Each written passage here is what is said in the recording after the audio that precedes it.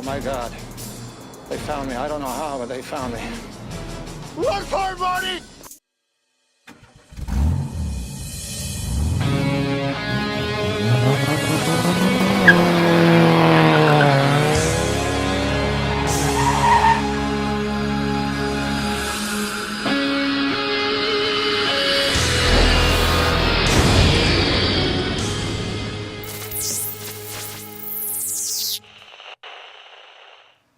Hey YouTube, PhatPastor here. Sorry I missed you guys last week. Had something come up that actually I had a big closing on a big deal that I was working on, and our guest that's going to be on tonight was gracious to reschedule with me. I'm not going to belabor all of that. Tonight's guest is Mr. Isaac Pettit. He is the founder and creator and current head of UDL, Underground Drone Leauge. He is also the owner of Aerial Outlaws. We'll get into some of that stuff. We have Jarvis turned off tonight. So if you want your message to really get through tonight, if it's something important, first time I've ever said this on the channel, and we keep missing it, a super chat will get my attention, but we should be able to catch it without that. So without further ado, I would like to welcome Mr. Isaac Pettit. Skydozer FPV. Oh, Hey fellas. and I do not. Hang on. Let me switch back off of Isaac for just 1 second. Isaac, I got to turn Jarvis Oops back off. FPV. Good evening everyone. Hey Marty. Let me mute him. How do I mute Jarvis? Well, here we go. Just had all this set up, and I was like, there's going to be no problems. Pause it. There we go. I am sorry. Back to the show. We have Mr. Isaac Pettit. Are you with us, Isaac? Yes, I am. How are you doing, man? I'm doing good. Thank you so much for coming on the live stream tonight. I know it was, he's been very gracious, guys. It was like, what, noon last Thursday or something like that when I was like, hey, bro, I've got this closing, which I think I told him the day or so before that it might come up, and I did have a big closing and all. So thank you so much. For one, let me start off by saying that I love UWL, UDL, and all of its facets have worked really well for me. I am a Whoop guy. I am a Whoop racer, and the first time I flew UDL with other guys. I'm going to make myself a little bit bigger right over here beside you. First time I flew it with a group of guys, I was like, this is it. This is it. If I don't get to race any other kind of TinyWhoops, this is what I want to race. So I'm glad to have you on the show. I know that the viewers on the channel have questions for you and all, but I'll start off with some questions that I've got, and anytime you got questions for me, you can ask them. I'm an open book, so well, except for a few pages that have been redacted, we won't go there. No. Well, now I'm curious. Yeah, and you'll learn something about me. I often just say too much sometimes. And so, but I'm not that kind of pastor is what I tell people. So let me start off with a few questions that I have for you. How did you get started in RC, R, or FPV? And or? That's a good question. I'll say too, I am watching the chat, so I'm keeping an eye on everybody. There's a lot of names here that I've never seen before, so I'm super excited about that. I feel like it's a small community, so it's always cool to like see people that I haven't had the opportunity to connect with before. Um, anyway, to answer your question, I just wanted to throw that out there.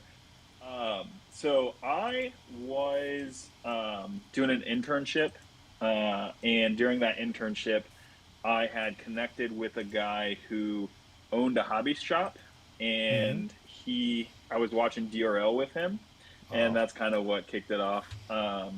So he told me, we were like watching this. It was like Nub or whoever was flying, and he was like, "Man, this is so incredible that these guys can do this. Like, I could never do that." And I was like, "Well, hold on a minute, man. Like, I can do that." You know what I mean? Like, I played some video games and stuff. Like, let me learn the muscle memory, and I'll mm-hmm. figure this out. I guarantee it. And so then, right at that moment, you get the ad for the DRL sim, and so that kind of opened the door for us to kind of take a bet a little bit more seriously. Like, Ah, let's do it. And uh, so it literally I started know, as it's like, a bet. yeah, it basically was a bet. But so we had to add for the DRL sim, and one of this guy, his name's Arnie. One of his employees at the time was none other than Blue Jay, Wesley Burson.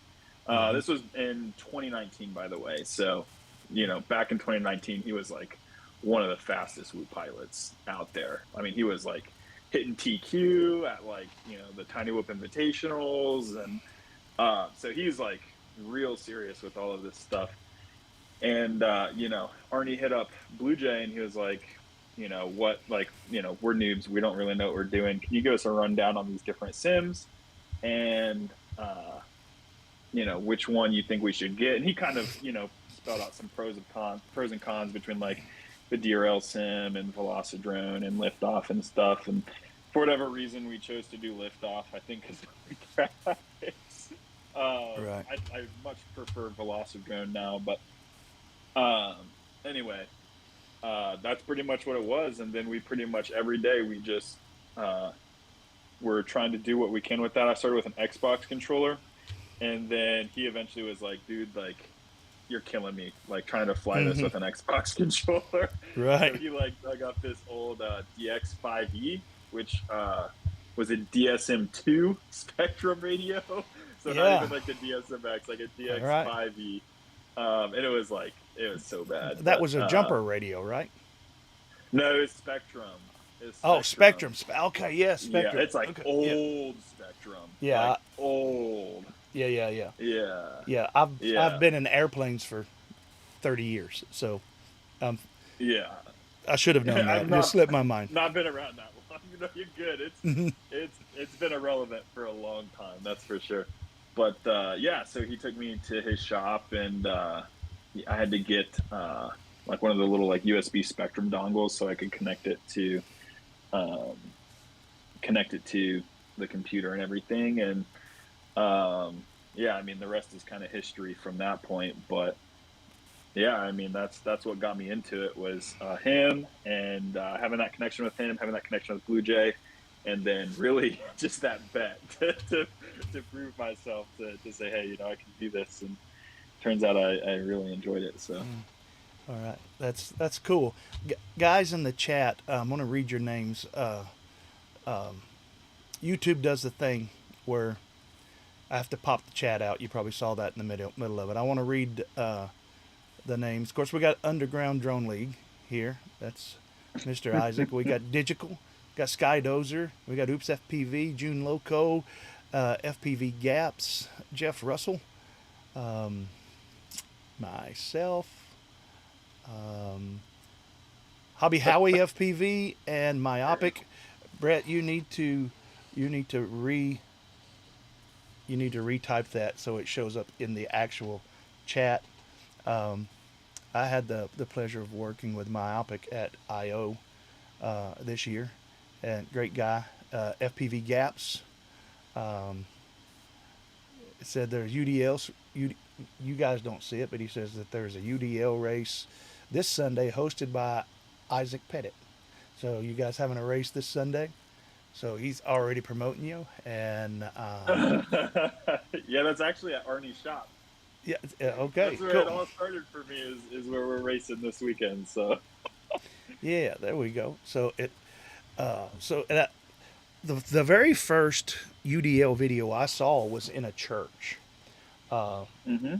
and I was like, because I've been flying 65 millimeters inside the church that I pastor for years, and I was like, that's cool with the LED because LED lights. I had all of the HDzero whoops with the cob LEDs on them, Hmm. flying fat whoops, where they were real heavy, but I wasn't that good anyway. So yeah, so yeah, and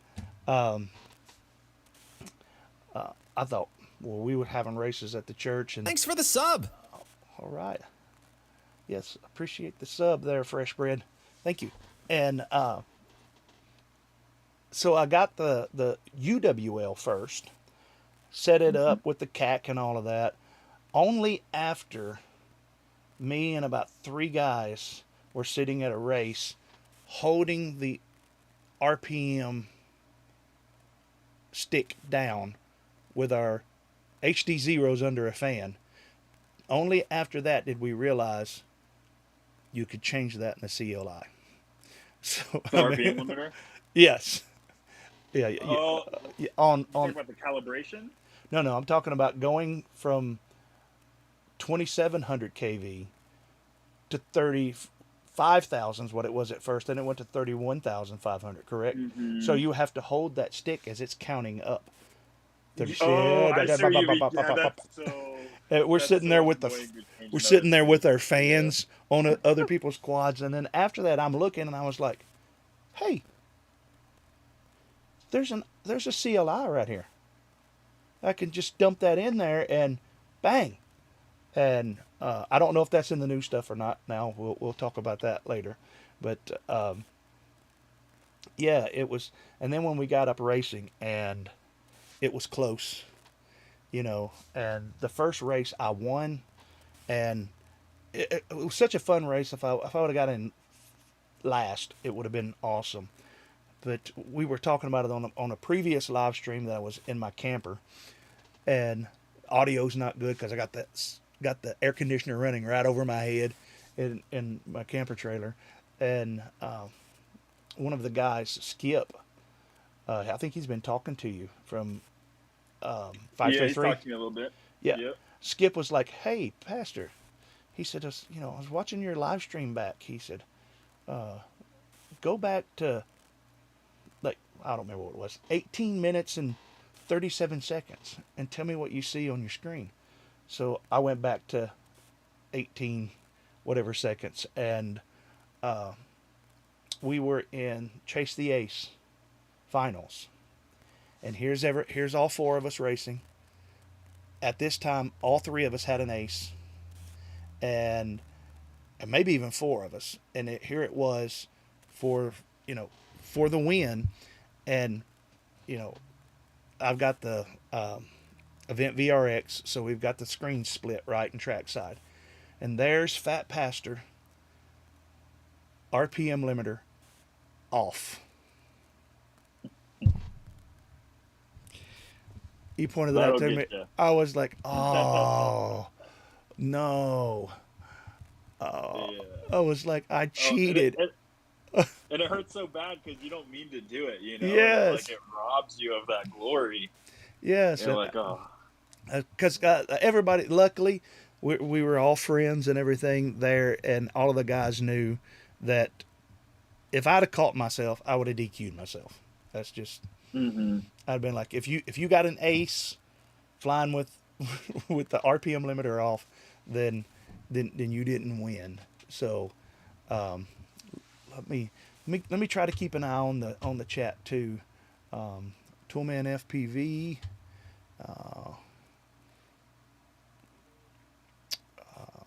8-bits membership. Yeah. Yeah, 8 I don't bits. know anything about YouTube. Yeah, it's they're members of the channel. And if you would like to become a member, down in the description below is how you can become a member of the channel, and it helps the channel out and all of that. I see Miss Mary Outland, who's also a member. Remember for 14 months. Yeah, yeah. These Oh, guys oh, that's the are Iron Mask. yeah, these guys are long timers. So, um, Well, you've yeah, been doing this for a long time, yeah? Like, how long have you been doing YouTube? YouTube making videos and stuff. Yeah, yeah, Oh, yeah. I think I started Like around for FPV specifically. FPV specifically. probably around 2016, 2017. Well, I Okay, think I it's was when gonna say because I made my first one. you're one So, of the like first names that I remember when I like got in like 2019. I remember seeing you a lot. Obviously, oh like hey, UAV Futures was really big then. Then it kind of dropped off, came back. He's like It's big again, but insane. yeah, I definitely like remember name from, and obviously I've checked in on the channel and stuff here and there, but yeah, I remember you from the early days. From my early days, I all remember you. right. Well, that makes me feel old. No, I'm joking. Pastor Larry, thank you for the $20 super chat. Mer Christ Massa, Pastor. All Zach right. said, "What's up?" And Fresh Red's trying to give you a bootleg sticker. All right. Give me a bootleg sticker. I'll take Arena's it. props off. Uh, There you uh, go. That's uh, another channel that is really interesting. How yes. many people that I saw, like, because I started and it was like Blue Jay took me to my first race in 2019 and everything, but how many people where it was like, you know I would see live streams and I'd see these pilots on live streams, I'd see YouTube channels, whatever, and then I'd like meet them later in person and be like, oh, like Yes. I've seen you before, like that's so cool. And Props Off is one of those people. I don't know if he knows that, Oh yeah. but even Blue Jay was somebody where it's like I kind of like heard of him and knew of him because I was like watching like the TinyWhoop invitationals and stuff, and then it was like all of a sudden I'm having him help me build my quad, so it was really cool. Like early on, like feeling like I'm getting to meet all these people. But you're somebody who I never really got a chance to connect with until like this month. So Yeah. They don't let me out of a my little bit cage. behind. Don't let me out of my cage very often. But I did get to meet Props Off at IO this year. Lot of guys at IO. And for me, the thing that was duh. The thing that was odd for me, normally I've got Jarvis on. I think you probably heard it there for a little bit before I got him shut down. If and when they type, it'll come up. And Audrey Mm. Whitson knows that I hate pickles, and she's of the devil. Bobby right there, she does it every stream, but That's so rude. yeah, pickles are of the devil, Bobby. But That's yeah, funny. but one of the things when I got to meet people at IO, it was odd because for whatever Mm. reason, most of the people in that I thought of when they come up to me, I know Bobby Baggs. I think it was Bobby Baggs. Okay. For one, he's from Brooklyn, and well, he didn't have an English accent at all, you know. So, and he was really like, "Hey, PhatPastor, how are you?" And I was like, "Who are you?" Because they didn't have their shirt on, they don't have their avatar over there. It doesn't tell me that it's FPV Gaps, and or it's Props Off or something. Now I think Props Off had his shirt on in the back, and he turned around and he's like, "It's me," and I Yeah, was like, yeah. "Ah, now I know who you are." So yeah, that's meant. See, for me, the racing scene, getting together with people is, Mm-hmm. man, that's just as much fun. It's not more fun, but it's just as much fun as the racing. And Mm-hmm. I've been coordinating races for a while, and it's just now starting to get where the people that are showing up at the races that that I'm holding are starting to beat me. And Mm-hmm. for me, as a race coordinator, that's a great thing. You Mm-hmm. know, that, I mean, I'm 50 years old. I'm probably not going to get a whole lot faster and all of that, but it's you know, without people to race with, racing's not that fun. You know, it would be, you know, just because I did it, you know, for years in my front yard. I bought all the flags and put them in my front yard and all of that. Infinity loops. Yes, is Heads Heaven, or is it? Is he on here? Yes. Big ups, chat. Howdy, Pastor. How's it going, Heads? Appreciate you, buddy. Um, Infinity Loops is a guy you need to get on his channel and tell him about what you're doing and all too. He's Well, it's funny you say that because he asked me to, and we like have it planned, but then you kind of came in and sniped me. So I'm gonna have to leave a little bit out for the yeah, Infinity snuck, Loops channel, save some stuff that we snuck, were planning on talking about there. But yeah. I snuck him. I snuck him out right out from underneath you. OG told me he was doing it, and I was like, I got to do it first. No, I'm joking. I'm joking. He knows better than that. Heads is a great guy, and yeah, uh, he helped me a lot setting up. I used to, when I would live stream, and I'll get back to your questions in a little bit. no questions about you, worries. questions about you in a little bit. But when I first started, I was using like StreamYard and Melon, which is all browser based, But, and it's easy. You can do so much more with with OBS, but it's a pain. Just like today, it or my Mac one updated. I'm using a Mac Mini M2, which works great. But it updated, and all of my, you know, let me see. like your OBS settings, is that Yeah, you're yeah, getting at? yeah. All my clips like that. Well, you're not seeing them, Mm. and You big all dummy, of them. you big dummy, you Yeah, big cold-blooded dummy. yeah. See, that one's still messed up. The big cold-blooded dummy. I didn't think I got that one right. Everything had moved. That's why you see me moving around my feature chat and the chat, because everything was moved. And so luckily I got on with big thanks and big shout out to Digital. It was real recent that you had your update then. Yeah, well, I didn't, like last week I didn't live stream. Sure, sure, So sure. so I don't know at what time, you know, because I have my Mac set up to just update when it updates. Gotcha. And That's rough. says Luke says, love you, buddy. We have Isaac on in the new year. No worries. Well, we won't. We is it behind what did you call what is that Heads calls that behind the loop or something, like, or in the loop or In the something. loop, I think is what it is. Yeah, yeah. It's where, and it's Let's butcher it on the live stream.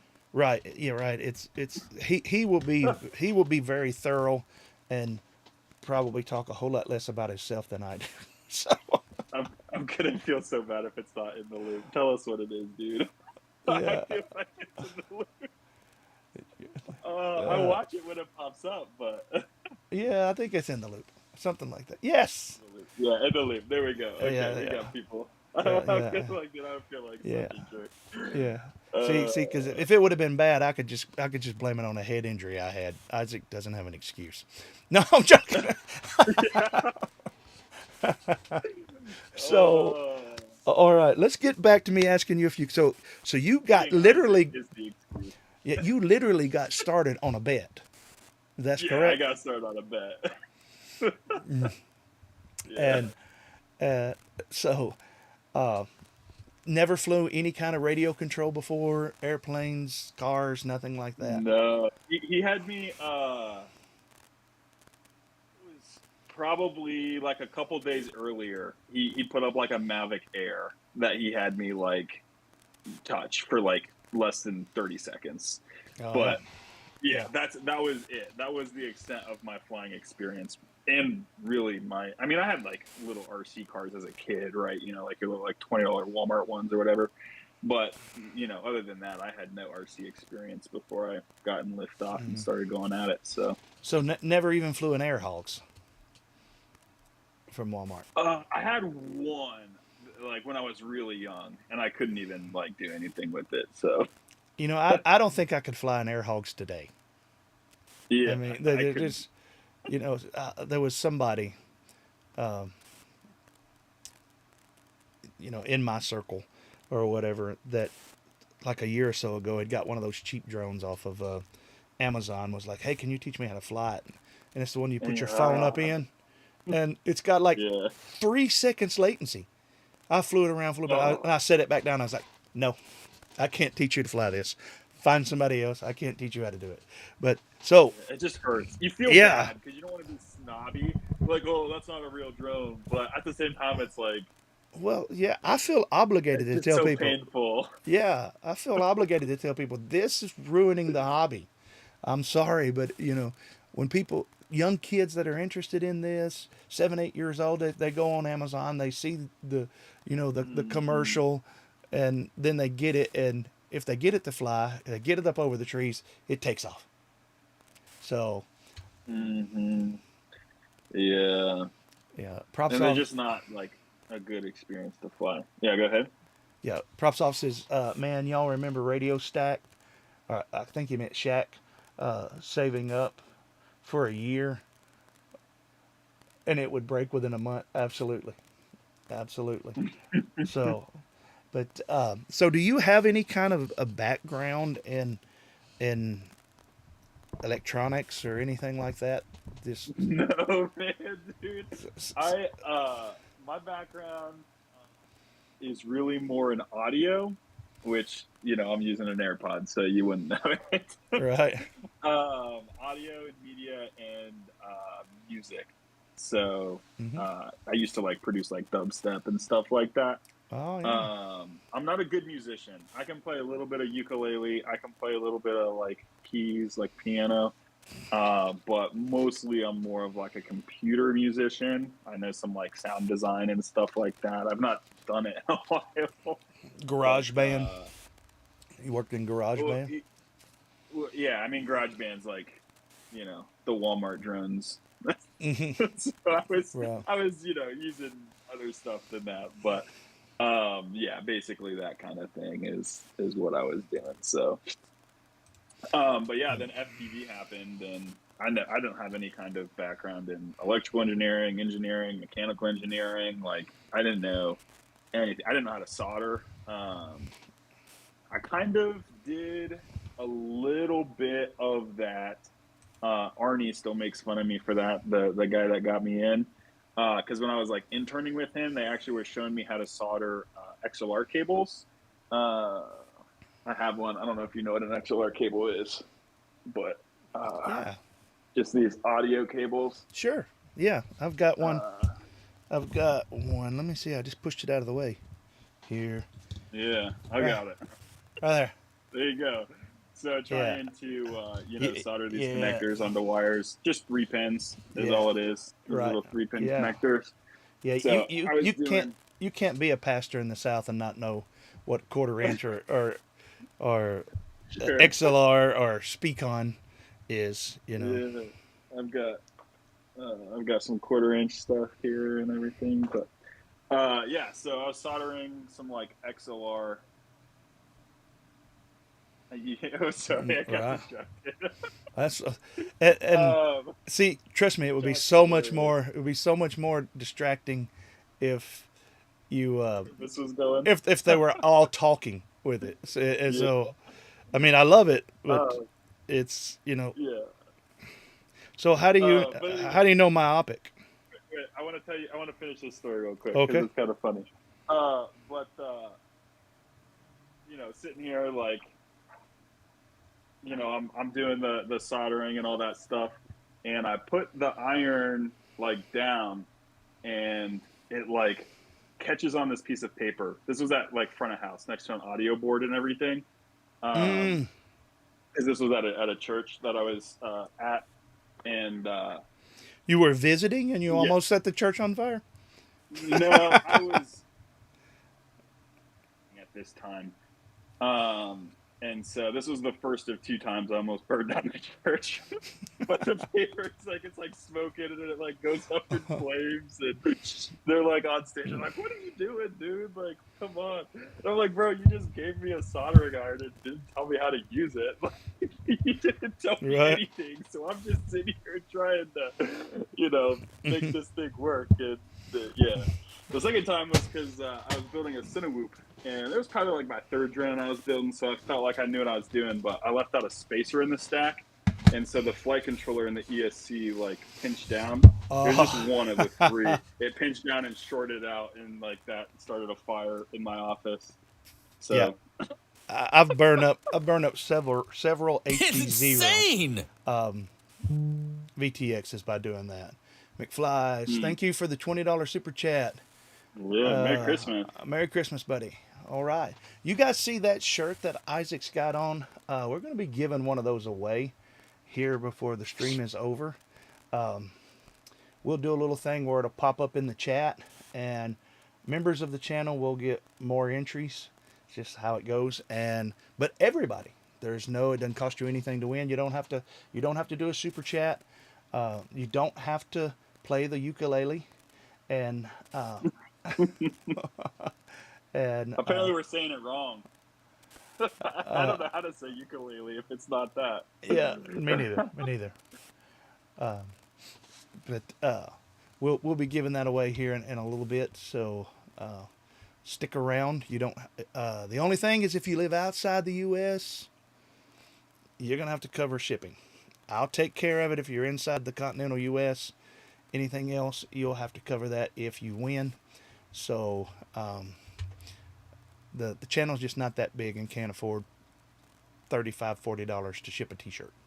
So My store's not even that big. I need to do. That's on my list to do. I got to figure out shipping to like Canada and stuff and see what that's gonna run me. But I have people in Europe all the time that are like, "Dude, you got to ship to Europe," and I'm like, I got to figure something out to do that. right. Wrecked Adventure says he's wearing the same shirt today. So Yeah. okay, so It's a good shirt. That's a good price. When you told me you were going to give away one of those, I was like, what the heck? That's crazy. I Yeah. say that like in a dumb way, but seriously, I was like, that's a really good price. So yeah, well, it's Christmas.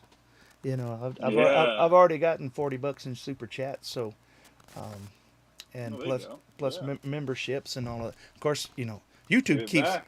YouTube keeps 30% of it, but hey, every Ooh, that's penny. rough.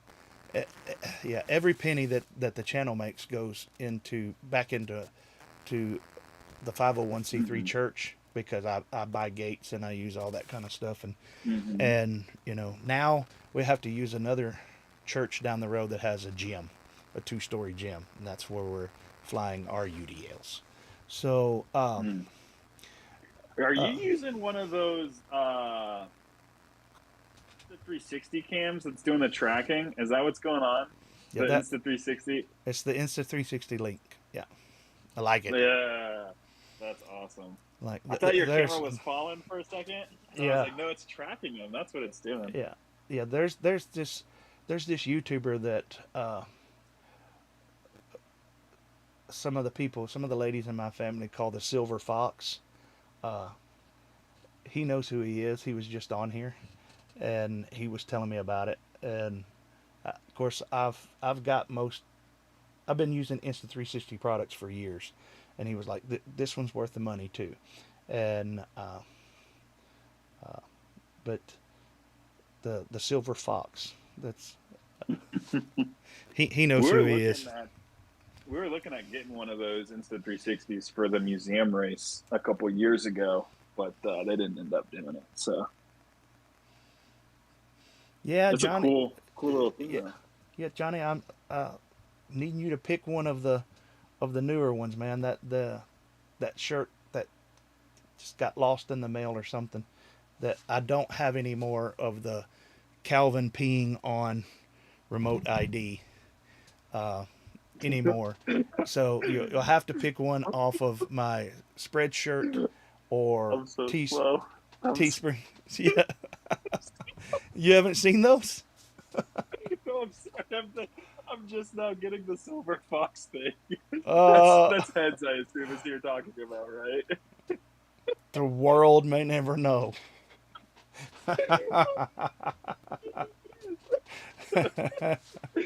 Okay. Look, he comments on the silver fox. I've talked to him about it before. I don't know if he remembers it and all, but I've had some of the older than me ladies in my family is like, "Ooh, when you gonna have that silver fox on your channel again?" And I'm like, That'd be cool. yeah. And I'm like, settle down. He's married with children. He's still good looking. So I'm like, He's a good-looking guy. yeah, yeah. He's a handsome dude. Yep. I'm sorry. I'm like, every time you start talking, I'm just like yelling. I'm so sorry. That's all right, man. Thank you, Justin, for the membership, man. Justin JFPV just become a Super Freaks member. Thank you, brother. That will help you in the giveaway. You will get more chances in the giveaway. And I tell you what, we're not going to leave the timing. I'm going to put my guest on the spot a little bit. We're not going to leave the timing of when we're going to give the shirt away. We're going to leave that up to our guest, and he will say, hang on, I gotta move this over here. When we're going to do that, just because I don't know, Isaac. When you see the best, funniest comment or something, you can say, I think the time is getting close for us to start the giveaway or something, and we can do that. So Are you doing like what it'll be? doing the giveaway? Yeah. Well, you probably saw something zip over his head there real quick. I'm going to actually do it. I'm going to do it in the chat, and what I've got to do first, I've got to find where it is again. It's been a while since I did a giveaway on it's called StreamYard, or what is it called? I don't know. Streamlabs, that's what it's called. But I'm going to go ahead and be setting that up while you're answering this next question. So, Okay. I'm going to word it this way. What's the difference between UWL and UDL, and why the change? That's a really good question. I don't know if we talked about this. Did we talk about this? I'm just curious. I mean, I'll answer it, but Yeah, I feel like you wouldn't ask that if you didn't know. I think I know a little bit, but the viewers don't know. No, like I said, I'll explain it anyway. That definitely caught me off guard. So the difference. Okay, we have to think about how to explain this.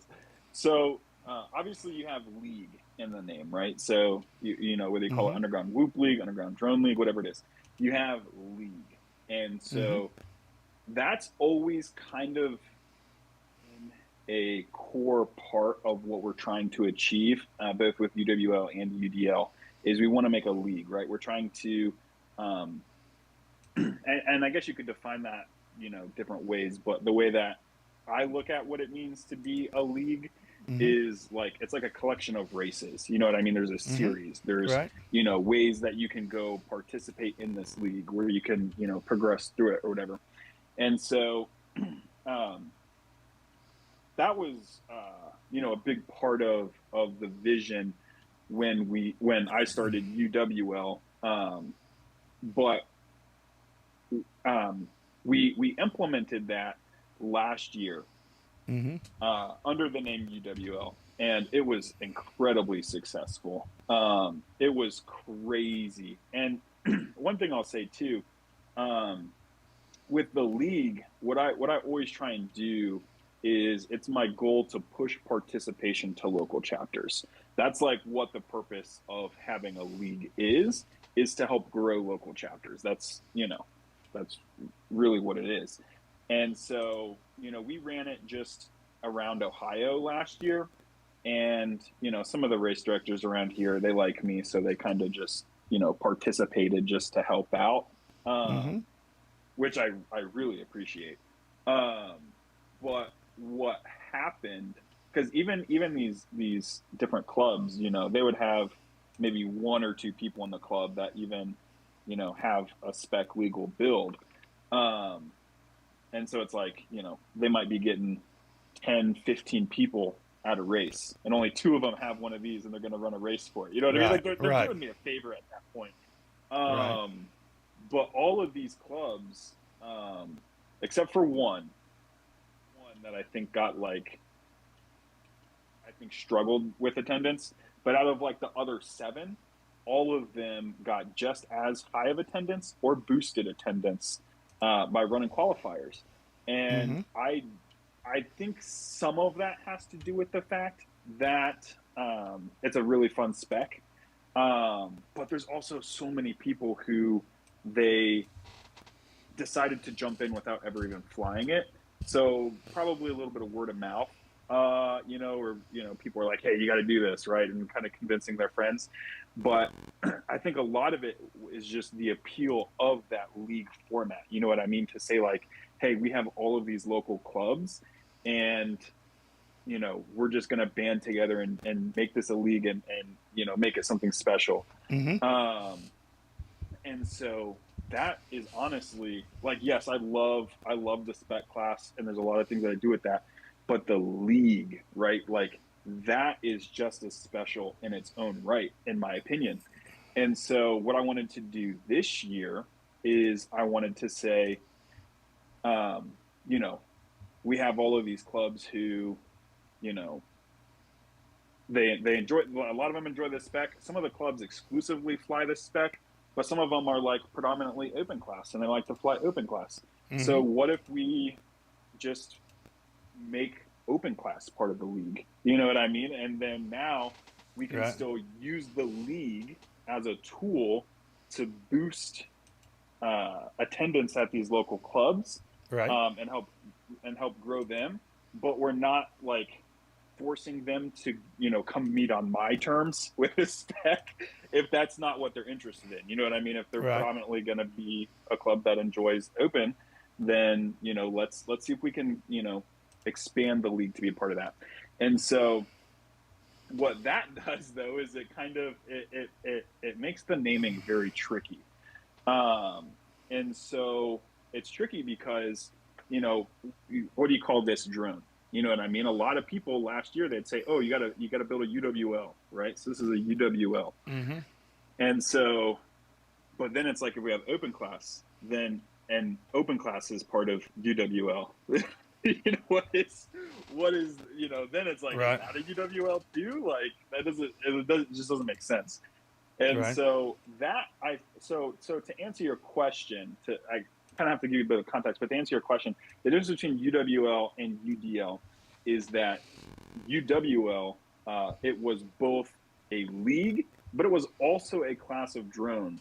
And that was just problematic. And so moving forward, we decided, hey, we're going to actually give the league its own name. And that name is UDL.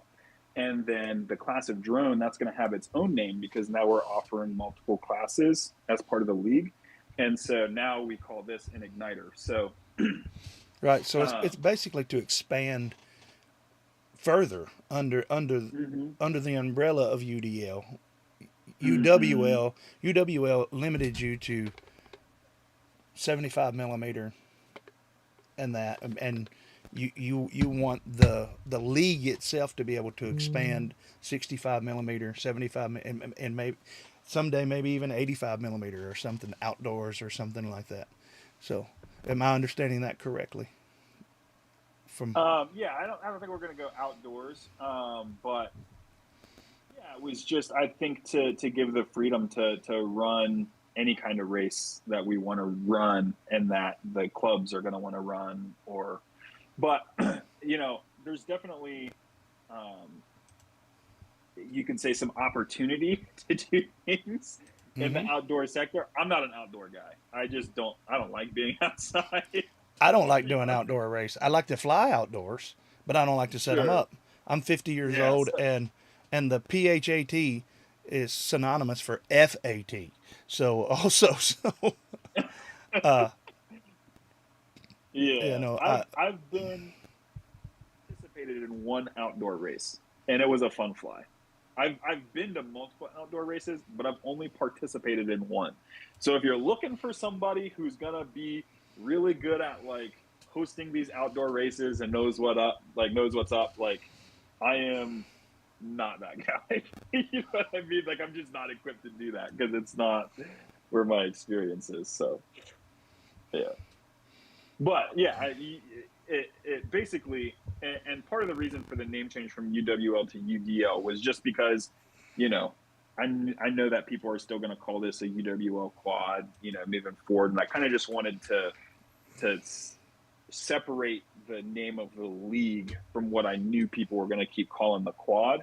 It's kind of weird to explain, but I ended up, I planned the name change for like 4 or 5 months. People saw it happen overnight, and so they think it happened overnight. But in reality, it actually took like 5 months, and I'm trying to prepare everything, and one day I just was like, oh, I'm tired of like trying to plan everything. I'm like, I'm just gonna start making changes. And so I like updated the group photo or something like that. Then everybody was like, "Oh, what's going on? Like, what is this whole thing that's happening?" Right. I was like, "Okay, I kind of started an avalanche. I didn't want to start yet." Right. But yeah, that's UWL 2022 to 2024. Yeah. So anyway, all that to say, what ended up happening was I think people still use UDL in the same way that they use UWL. So I kind of messed up on that point from what I was trying to do, but that's okay. It takes time for all the name change and everything to make sense to people, and we still haven't really had a lot of open class qualifiers and stuff like that. So a lot of people are even still surprised that we're doing that. Yeah. So Rec, he brings up something in the comments too, which is also part of the reason for the name change, is just SEO and stuff. So one thing that's really, really interesting. Yep, that's the one that you just put up. So I've had, well, when people join the group, I always ask how they found us, and sometimes if I end up in contact with somebody who haven't like met before or whatever, I'll ask them like, hey, how did you find out about this? And I've had a couple people tell me that they found out about UWL because of Google. So they would just like Google like drone racing near me, and my website popped up. And that's crazy to me because we have like, in the grand scheme of things, like we're not that big. You know what I mean? Like, right. But it kind of like made me realize like, hey, even being a small thing, it's like I need to be really thinking about Google and how we're able to reach new pilots. And so even just the word drone, you know what I mean? It's like if people are Googling like drone racing near me, you know what I mean? It's like I want to be able to kind of meet the new pilots where they're at and use the verbiage that they're used to using. That way we can hopefully better connect them and then get them pointed towards their local chapters or their local clubs or so yeah, that was definitely part of part of the reason for the name change. Yeah, and let me. Are you wanting me to address these comments that you're putting up? Because I can talk about all this stuff all day. Yeah, you can. Let me address this one again. Johnny D, if you don't like any of the shirts that you see on my Spreadshirt or Teesprings, if you have a Cash App, just my email's below. Cash App it to me, and I'll send you the cash instead of the shirt. That was a limited time. We only had a certain run of those, and it cost me about $500 to run those again. And I don't know that I won't run them again. It's just not anytime soon. So, so back to the questions that I think that was the last one I had up. UDL is by far the best drone to pull in new pilots. I think so. At the races that I've had, I've seen people come in and they see that and they're like, wow, because I like to have dynamic courses. I don't know if Jesse Perkins coined this or not, but I think I've heard it from other people before, that there's two types of, at least in my world, there's two types of whoop or micro drone courses. There's dynamic and static. And static is it's like a multi-GP. I mean, it's just, you got your corkscrews. It's like Whooptopia, Mm-hmm. and dynamic is more like TinyWhoop Invitational. I like to mix both. I like to mix both of those. I like to have some tunnels in there. I got paid good money for it to get I think it's a 28-inch. It might even be bigger than that. A dog tunnel that's to the spec of all of that, and so you've got something different to fly through than just a plain gate. And so people come in and they see that, and there's LEDs everywhere and there's lights everywhere, and these drones are whipping by, and they can sit there and they can literally watch in the gymnasium. They can watch the drones fly around, and they can know, hey, the red one's in the lead. And I like that. I think it helps out a whole lot. If there's one you want to deal with, I'll pop it up here. Oh, not just. Good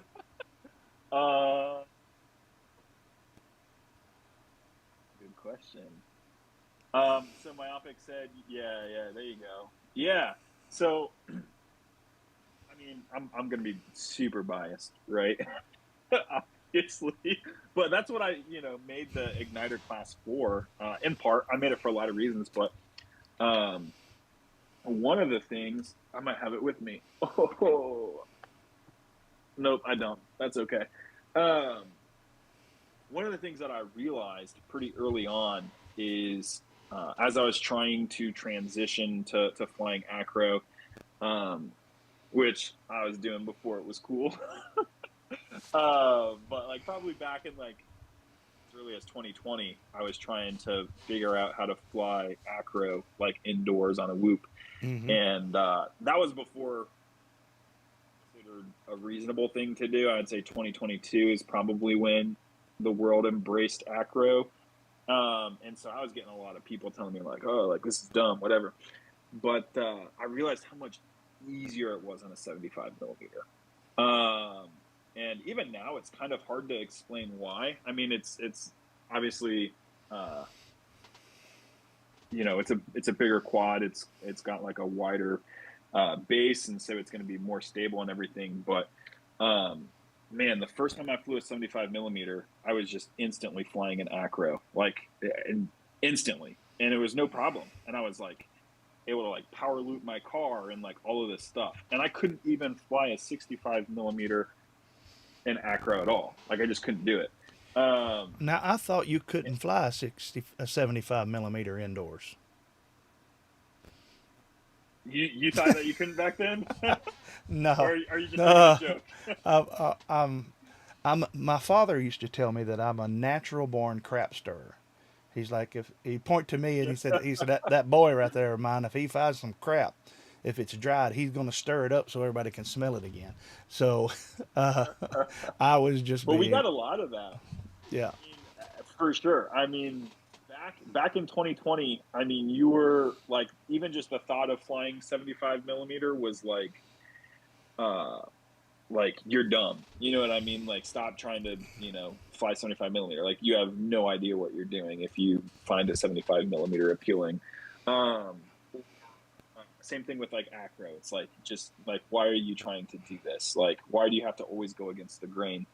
Yeah, I don't even remember why I was telling you. Oh, for myopics comment. And so, yeah, obviously I'm biased, but it's like, we planned this spec intentionally to be something that was gonna be acro friendly, be something that's gonna help people, like, show them a new way of flying, a way of flying that I personally think is more fun. I think it's more fun to fly in acro than it is in angle. Obviously, a lot of people at 65 are flying acro now, but I find acro just to be like way more fun. And so, yeah, point is, it was made to be something that was going to be easy for beginners to pick up. And on top of that, what I'll say too is,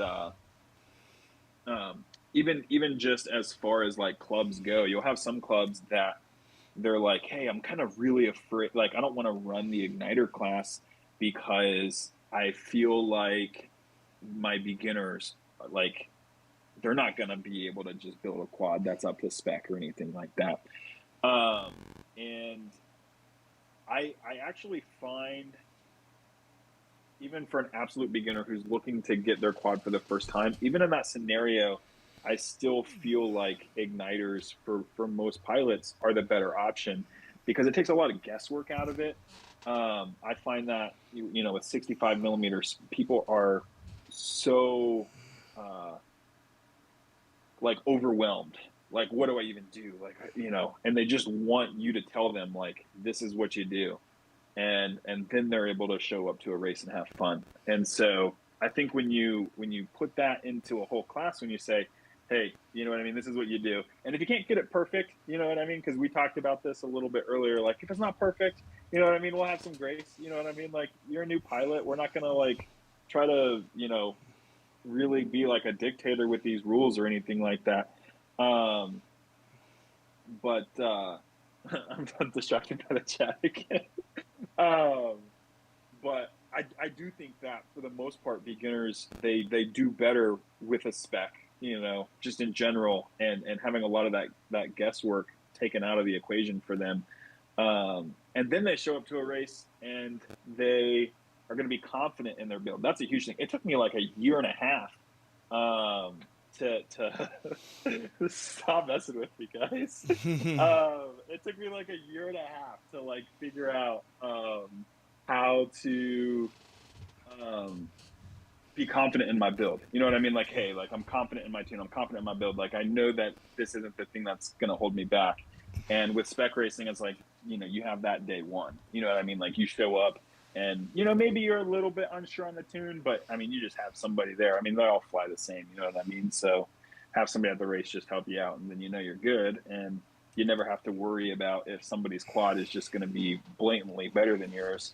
And even then, like, I'll fly, like, even now, you know what I mean? Like, I'll fly somebody else's 65 millimeter quad, and I'm like, oh, like, this is interesting. Like, I kind of like how this feels. Like, what are you doing here and stuff? And so, yeah, I do think that spec racing in general is just so much better for beginners. So you're saying that if a beginner finds themselves stuck, right? Oh my gosh! Don't even acknowledge him. Don't even acknowledge him. He's not worth it. That's the sad thing. That's that everybody gets a voice on the channel. So, Johnny D says he's 62 years old and flying acro. So, yeah, but I'm assuming that's some type of inside joke. And but that is a question that me as a race organizer and coordinator, and is the barrier from flying to building your own quad and being able to maintain your own quad. I think, me personally, I think that racing is the best place to learn that. I know that there's Absolutely. You might have saw the Audrey that put up the pickles, and Aslan and Digital. They're all related. And Aslan and Digital and their family attend the church that I pastor, and they started flying, I guess about 8-9 months ago, something, and they started on 65 millimeters, just scooting across the carpet, and finally got to where they could fly out of the back room and fly around to the sanctuary, and eventually make a circuit around. So we would fly through the sanctuary and go back through the Sunday school wing, and that's where we had the timer. And when both were of you them, were you using like gates, or were you just like oh open? yeah, gates. Oh, okay. Yeah, well, I mean, they could fly. But at first, when they were learning, it's like, if you can just make a circuit, if you can just fly, because if you can fly out of this back Fly hall, above the gates. yeah, if you can fly out of this back hall into the sanctuary, because there's doors that enter both sides of the sanctuary at the stage, like most churches are, and then you fly around in the sanctuary and make that circuit back around. That was our beginner class for a while, and then they started picking it up. And let me know if I missed something great. If you guys are something you want me to see, type at PhatPastor in there, and I'll try to see if I can. I'll try to keep a watch of it and see if I can pick it up. But they all progressed, and once we went to UWL. I'm not printing any new ones yet, but You're good. once we went to UWL, we started flying outside in the parking lot before I'd landed a venue that was big enough to really stretch the legs of a 65 millimeter. Our sanctuary may hold 100 people. If it did, it was full. So a friend of mine's church down the road, they had a full-size gymnasium, and we started flying there. And they were all like, when we'd practice in the parking lot. All of them were like, this flies so much better. The 75? The 75. It's so much better, and it's not up and down as much and all of that. So they liked it, and I was going to show you this. I like to get a little creative with my drones, and it'll segue me into something that I want to ask you about. Okay. This is my newest build. Oh, that's pretty. That's the police lights one you were telling me about. Right. Those lights, you can get them at TinyWhoop.com. And yes, I see them spinning in there. Yeah. It's actually LEDs. There's no motion in there. No, It's just a little spinning, circle of LEDs, and I like to. My wife used to ask me, why do you put LEDs all over your quad? You can't see them in your goggles. And I'm like, because it's not for me. It's for everybody else to see me. Say, oh, look at that cool quad. But it leads me into a segue, and if somebody's got a good question, kind of keep an eye on it. I'm gonna play a little thing here that we do on the channel, where I talk about what I got in the mail today. Okay. Well, maybe I'm not. Hang on. Let's try that again. Mail time. Mail time. Mail time. Mail time. You're pushing it loud, probably, so I'm going to have to wait to see it. Yeah. The mail's here. Here's the mail that never fails. It makes me want to wag my tail. When it comes, I want to wail. Mail! It makes me smile to think my friends will say, I wonder It what's doesn't have in the audio mail on it. today. What's in the mail today? What's in the mail today? I wonder. Mail call! Copper bottom. This one's from your mom. Oh, is there anything for me? Oh, I got something for you. That's from my sister. I recognize the handwriting. What's in the mail today? What's in the mail today? Woo!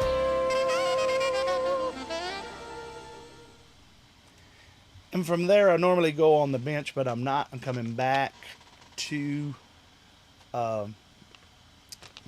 Discord. He's probably catching up watching it. Of course, I don't think you can have enough of these if you're flying 65 millimeter or the 450s. Just my opinion. I like them. I think they're some of the best lipos on the market right now. So I buy them all the time. You guys are like, you have those all the time on your mail call. And this is, I lost one of these, so I had to buy another one. This is my favorite goggle battery. So it's brand new right out of the box. Like all line, yeah, but it's this one. The one you can put in your pocket. It's got the little on it, lets you know whether it's dead or not. I was flying in Gatlinburg, Tennessee, kind of a vacation destination, and diving this big Ferris wheel and big swing thing, and I left a whole lipo bag of lipos, goggle batteries, all of that sitting on a table, and it's gone, but I got it back. This is the thing I wanted to show you that has to do with Isaac and an underground aerial is this. I don't know if you can see it. I don't even remember what I shipped you. I'm not going to show the cover of it because it's got my address on it, one, and you was like, man, I've never messed a label up this bad before. Oh yeah. So I'm not. I was putting the label on. I just like got a quarter of it stuck, and I was like, whatever. And I always get them so square, and on that one, it just was so lopsided. So I got these, and I've got questions about them, so I'll ask you. This is. Oh boy. The LED strip light. Oh, yes, sir. Is that one the RGBIC? It looks like it's not focused. Yeah. The addressable. It's supposed to be the addressable. Okay. Yep, that would be the RGBIC. Yes, RGBIC. It comes. Yep. With the plug, like if you've bought anything from Weebleed or something, this is a very common plug. Yeah, you just cut that off. So, and it's a pretty thick wire, so I'd probably go with smaller wire. So with this, just cut just take the wire off. Use your own. So this is an addressable RGB, like you would on a tiny trainer, right? You go in and you set up your Betaflight LEDs. You can set it to Lorsen scan if you want to, and all of that. And so it's just power, ground, and your LED pad. Yeah, your signal wire. Yep. And data. So could you put it on a regular UART, or does it have to be on a LED pad? I'm the wrong person to ask that question to. What size and type? These are. That's a good question, though. It's 2.7 millimeter. So that's 5 volt. I see Skydozer asking that. It's 2.7 millimeter, 5 volt. 1 meter long. Yeah, these are like 1 meter long. Yep. So that's enough to pretty comfortably do 2 igniters with. So that's like 2 quads worth. If you're doing a full cob wrap. If you're doing less than a full cob wrap, you know what I mean? Right. If you're doing less than a full cob wrap, then you can do more than 2 quads with it. He had these on. Says it has, yeah, you had these on Black Friday sale, didn't you? Yep. Yeah. So I picked up some. You guys should have too, but maybe you would have if somebody would have not had their own deal to do, and he would have been on the channel last week. So, but yeah. Okay, so they're all saying it has to be the LED pad because the LED pad has the timing in it, which that sounds correct to me. So okay. Normally I don't take Fresh Bread at his word, but this time I'll believe him. Just only because he's a liar, but sometimes he tells the truth. No. Only leave them because Dub Squared said it. So Okay. okay. Skydozer, he's asking. This is an FPV store. So I run Underground Drone Leauge, which is not an FPV store. It's a league, but then I also have Aerial Outlaws, and that is a store as well. So I do both. We're just kind of switching back and forth. I'm putting on different hats as we go through this conversation. Come on. There's Aerial Outlaws. That's my store. Got to like focus nice there. Got some High quality camera. Yeah. The Silver Fox put me onto that. Yeah. So yeah. Well, I want to go back and answer a question really quick though. Okay. Which one out? Just really quick. I want to find it. It was 8-bit, I believe. How far up? Oh man. It was. Oh, here we go. He asked, "Can I use the avocado for UDL? I don't fly Betaflight." So he's talking about Quicksilver. So no, we have a very specific text with Betaflight that you have to use, and the reason why you have to use that is because it has an RPM limiter, and that RPM limiter works in a very specific way. Oh, Mike is shopping now. Well, of course. Well, for everybody else, I can pull it up, but I'd have to. Oh, there he is. No, he's here. He's in the chat. Okay. Yeah, so we just have a very specific RPM limiter that you have to use. It uses a very specific algorithm. It works in a very specific way. And so, yes, we're very biased with that. Yeah, you have to use that one. The good news, though, I know there's a lot of people that like Quicksilver. If you're flying an acro, which I very heavily recommend that you give that a try with an igniter, just because, like I said, it's designed to be very easy to fly an acro. But if you're flying in acro, I find that those differences between Quicksilver and Betaflight, they kind of tend to just blend away and like fade away in terms of that flight feeling that you get. And so I think that if you're going to fly an igniter, I think that you're probably not going to have too much of a problem doing it in Betaflight, even if you prefer Quicksilver. That's kind of what we've noticed. We used to have people ask about Quicksilver all the time. That's dropped off a lot, and I think that's because when the people fly it, they're like, "Yeah, this isn't so bad. It's not as bad as what I thought it would be." So you're right. Now, my understanding is there's quite a bit of difference between is it called a special flash? Is that what it's? Isn't that over to the side what it's called? I'm gonna use words that I don't fully understand, and hopefully I sound smarter than I am, and not. I do it all the time, man. I'll say amen to you, unless I know it's wrong. These are, I believe, what they're called cloud commits, and I don't totally understand how that works, but I think it's basically like some kind of way that I don't think everybody can do this, but at least certain people can do this who have been granted access, are able to basically take different versions of Betaflight and then do a fork of that and then upload it as its own commit, if you will, and then you can kind of fork off of different versions of Betaflight. But with the commit, you're still able to flash it directly from the Betaflight configurator, which I think we're still planning on doing that process tonight, maybe.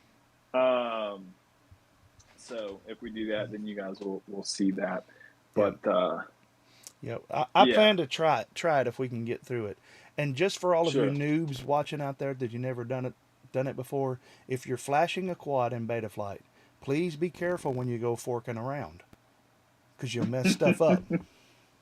Yeah, man, forking is not for beginners. Right. So questions. Okay, that's most of the questions that I had. the differences between the two CACs, if you will, is somewhat substantial, correct? Yeah, they work in completely different ways. Yeah, I mean Right. they have some similarities because you have two different developers, Yeah, and yeah. so You're not going to have sorry Brian when you go to Turtle, right? yep, And yep. you know, on the Igniter series, from what I've seen, you're going to have a bar. See, people have asked me, how do we know that somebody's just not running a street league build, that they've gone in the CLI and That's a messed good with. question. But one of the things that I said is, from what I'm seeing, what I've watched online, and I have not talked to Isaac about this yet. This is just what well, we talked before, but not in this, not in depth.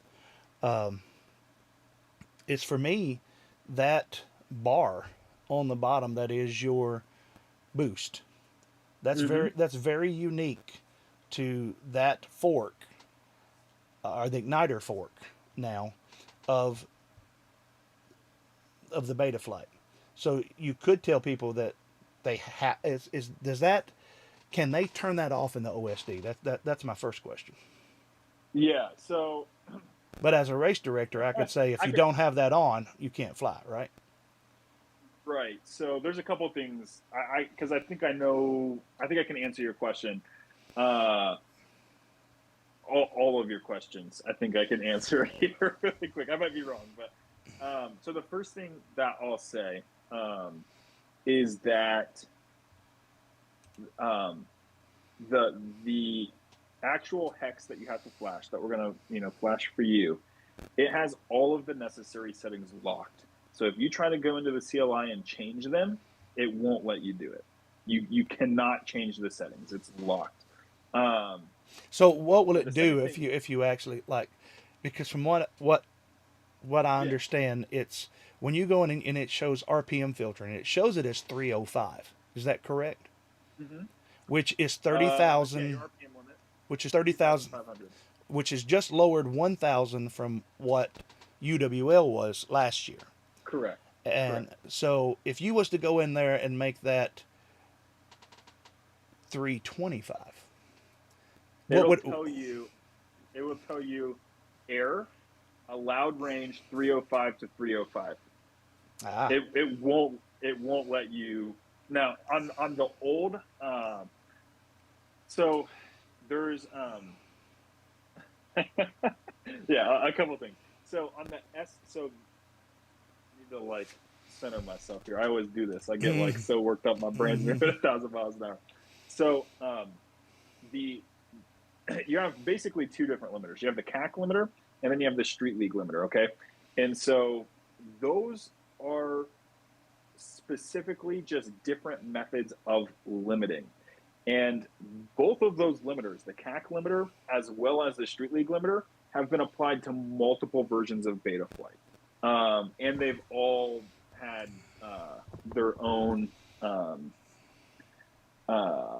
little changes, integrations, and things like that. So we were using a version like of beta flight that used the CAC limiter. Now we're using our own specific igniter hex, which uses the street league limiter, and our hex is unique, which I can touch on in a second. But there are like street league, they have their own locked hex, so they're using the street league limiter, but their version of beta flight is different than the version of beta flight that we run. But then they also have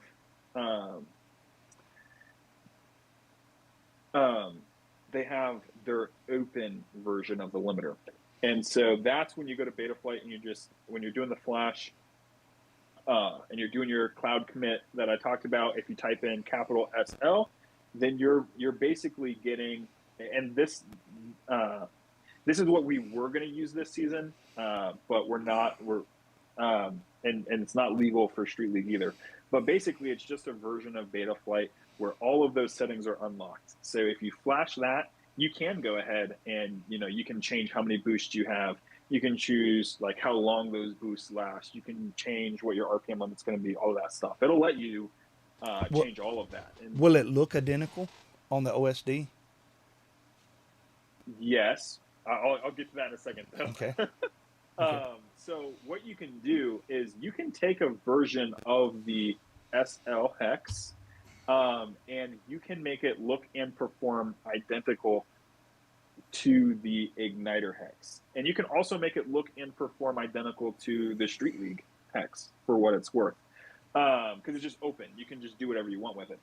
But each of these hexes, not the SL one, but the igniter one and the Street League one, like their locked hex, we have a, like, I guess you could call it secret code that's embedded into that hex. And so it's invisible. It doesn't affect anything, but it's like a secret code. And so what we can do is you can run a spec checker on your laptop. I'm going to make a video about this. I haven't gotten around to it yet. But it's literally just software that you download onto your laptop, and you can plug in a quad, and it'll literally just tell you, like, first and foremost, if it has the correct hex. So it'll tell you, like, hey, is this actually the hex that it says it is? Or is it like the SL hex or whatever? You know what I mean? Mm-hmm. So it's very easy to spec check people in that way. Is there a way to make that app show when that hex was loaded? Like if you plug into somebody that you suspect is a coordinator that has been messing around with it, if it would be great from my perspective if when I plugged it in, it can say, you just reflashed 10 minutes ago. You know, so, why? If you can't make those changes. And that would be something if people come to me and said, hey, dude is cheating. Dude is flat up cheating. I've not had that happen yet, but I've been at races where it's happened. And so I can tell you this really quick. So I don't mean to cut you off, but that's okay. So if you are like worried about cheating, so typically we don't necessarily worry about this at local races because we're all friends and there's nothing else. Like, you pretty much run off the honor system for local races.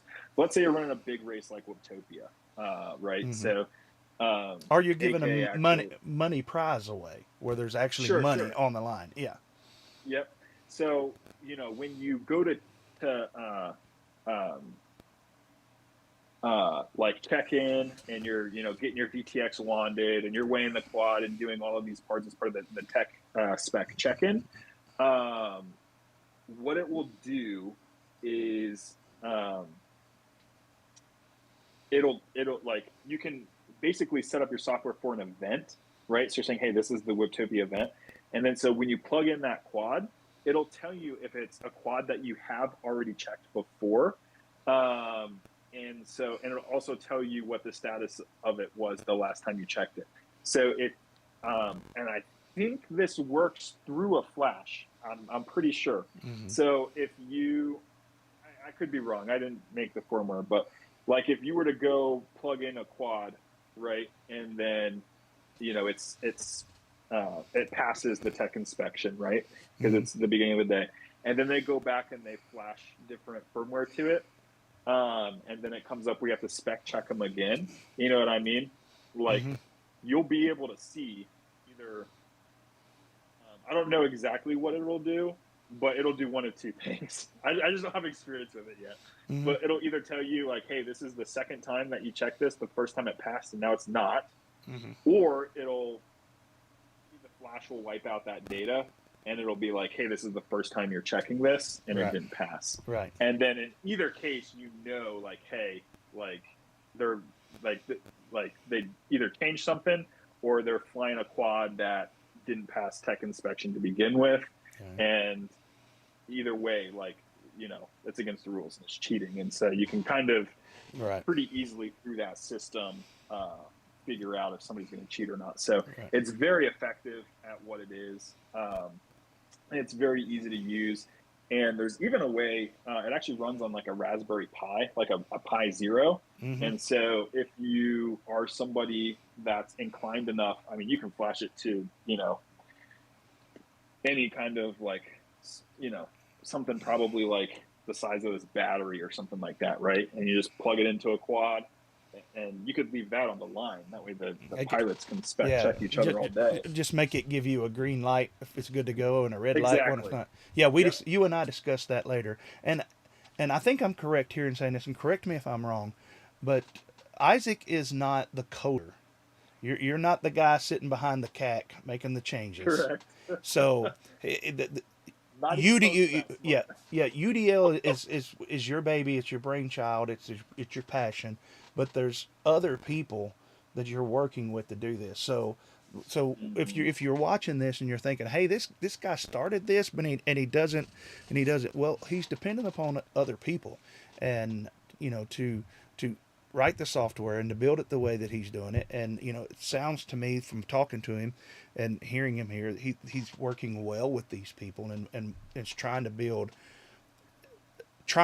a software or a package, a league that will help us all and help the whole hobby grow. So if you are watching this later or whatever and you're thinking, well, Isaac doesn't know what he's talking about. Well, some of it he don't. And as a pastor in real life, I tell people, I said, if you go to a church and the pastor never tells you I don't know, you probably need to leave. You probably need to leave. I tell you what, Isaac, I have to pause for the calls. Sometimes I'll play videos for that. I have chronic kidney stones. They're not bothering me now, but I have to drink a lot. I'll normally play a video, but what I'll do is I'll let you answer questions because it's only going to be just a second. Sure. And then when we come back, if you want to, it's up to you when you want to start. We'll run the giveaway for about 10 minutes. That's how I set it up. Of course, to do that. And I mean, whenever you say you want to start it, a couple buttons and I can start. That sounds like a good time. Now is a good time. After the break. Right after the break. After the break. Okay. Yeah, let's do that. So you can scroll up and down in your chat. I'm going to take the feature. Right. I'm going to take the Myopics feature chat off, so it's not on there. And I'll have my headphones on, microphone. Yeah, we can't hear you. So I turned the microphone off, but the microphone Yep. stays here. So I love you guys, but you not. can hear me if I start saying bad things about you, you'll hear. I will. And these black cases back here are gun cabinets, full of ARs and black guns. And they never get out on their own, but that's a different question. Different topic. All right. So while he's going in doing that, let's see. Your first time on, and I'll just leave you by yourself. Okay, you good? You got this. You got it. Yeah. 8-Bit's comments are really funny, so I'm just looking through those. He said, "Fine, I will dress as an avocado when I race." I would love if you did that. That is hilarious to me. And can I change the word "cack" when it comes up on OSD to say "quack" instead? Oh, okay. So we're not using "cack" anymore, and CAC had a lot of ability to change the verbiage of different things. So if you were on CAC, guaranteed you could probably make some changes that you wanted to make it say quack. But on the Street League limiter and the Igniter Hex specifically, you're pretty much going to be limited to your craft name. But absolutely, you can put your craft name or pilot name in as quack. CAC is dead. Or CAC is dead. I don't know what I said. It will be a fun day for sure.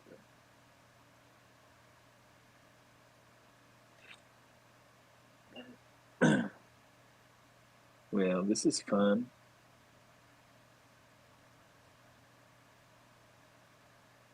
Where are all you guys from, if you don't mind? I'd love to know, and probably imagine a lot of you guys are Tennessee area.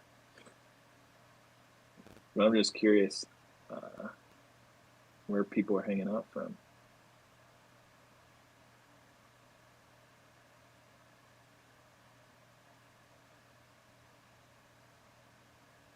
New Mexico.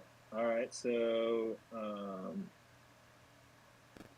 8-bit. I know your name, but I'm like I know your pilot name, but I'm blanking on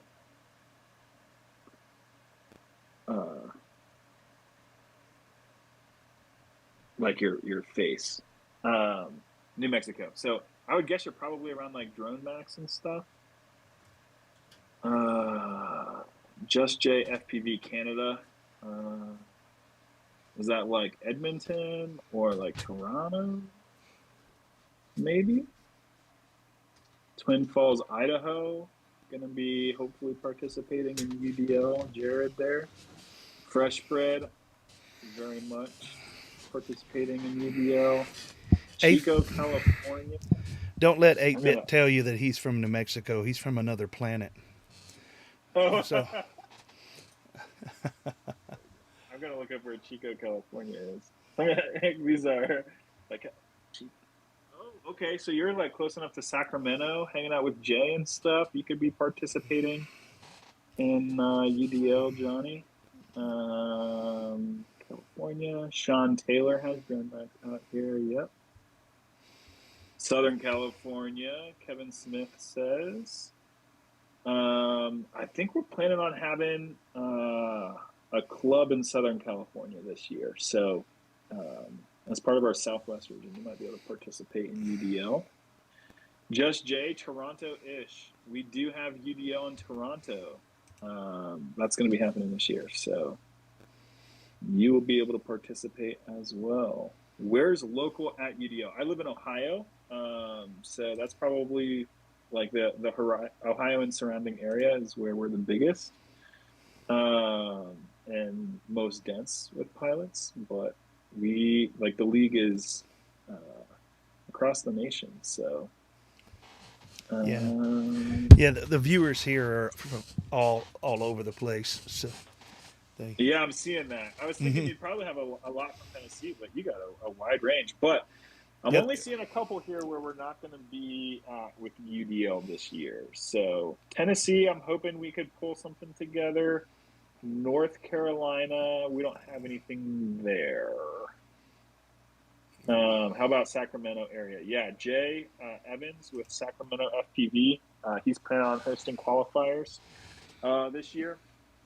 The finals are going to be up with Myopic in Idaho. So if you want to attend the finals race, if you pass qualifying and you get the invite, you're going to have to go up to Idaho. But you can qualify in Sacramento. So 100 miles north of Sacramento. Okay, well, that seems far. But yeah, you might be able to one of these days go out and qualify or something. If you have Johnny, if you have a club though out there, please let me know. Yeah, because that whole area, it's going to be like Idaho, Utah, Oregon, and Northern California. Hey Jake, how's it going? You're kind of sitting in between clubs. So if you've got one there, that would be pretty awesome, Johnny. But that's cool. Love seeing where all of these people are from. Yeah, I am the chapter organizer for Soki, which is Southern Kentucky. But Z King and I are both managers. He's manager of Soki, and I'm a manager of Middle Tennessee. So we're looking. And we've been having UWL races and working that out and trying to get actually UWLs in people's hands for them. I've been building them and selling them, and hopefully we'll be able to give one away at a race. But speaking of giveaway, you think the time's right now to give away one of those shirts? So, after all these people just dox themselves, I think they deserve a reward. I'm going to try to start this. Hopefully it says everything correct on it. It'll tell you to enter something it should pop up in the chat. I want another shirt. I'm gonna enter in this giveaway. All right. You type. I'm just Yeah. kidding. I'm not gonna do that. What you got to do is type the exclamation point, all caps, UDL, to enter. According upon your level of membership, you'll get up to 3 entries if you're a member. 2 if you're on the lowest level of it, and everybody else though gets a shot at it. What it's going to do is it's going to run, and it's going to run for 10 minutes as we're going. I see Myopic has it right. 8-bit, Iron Mask, FPV, Gaps, Cowboy with a Camera, Fresh Bread, Digital, and Just J FPV. Just J Just J just got 3 tickets for joining the membership just moments ago. So that's awesome. So we're going to let that go, and it will let me know on my end when the raffle is over. And what we'll do is you'll see it. I'll pull it up on a screen here when it does the little random thing, and it'll pick one of you guys. And what you'll have to do, you'll have to get in contact with me via email and tell me what size you want and what. Is there many colors on it, Isaac, or is it just a few colors? Oh, I don't even know, dude. Yeah, I have such bad ADHD. Let me go look really quick. I'm so embarrassed right now. Well, I mean, they'll go on the site and they'll tell. Just one color right now. Okay. Yeah. They'll go on the site and they'll tell me what size, because I'm going to order one for myself. And to one of you guys, one of you ladies out there, Merry Christmas from me and Isaac, because if he wouldn't have been coming on here, I wouldn't be buying you one of his shirts. No, I'm joking. It's a sharp looking shirt. I like it. And I've been meaning to get one for myself. And you'll see that when it's telling you that you got your tickets in, you don't have to be typing it anymore. It's showing me that right now we have 14, what is it, 14 people or 22? We have 14 people, a total of 22 tickets. Yep. Oh, that probably. Fresh bread? Okay, hold on, before we do this.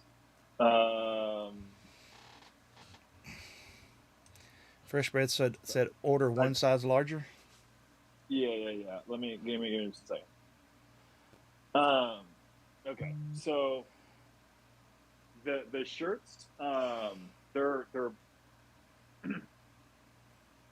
kind of a tighter fit around the chest, and they're a little bit looser towards the bottom. I can show you. This is a 2XL, and that's typically what I wear.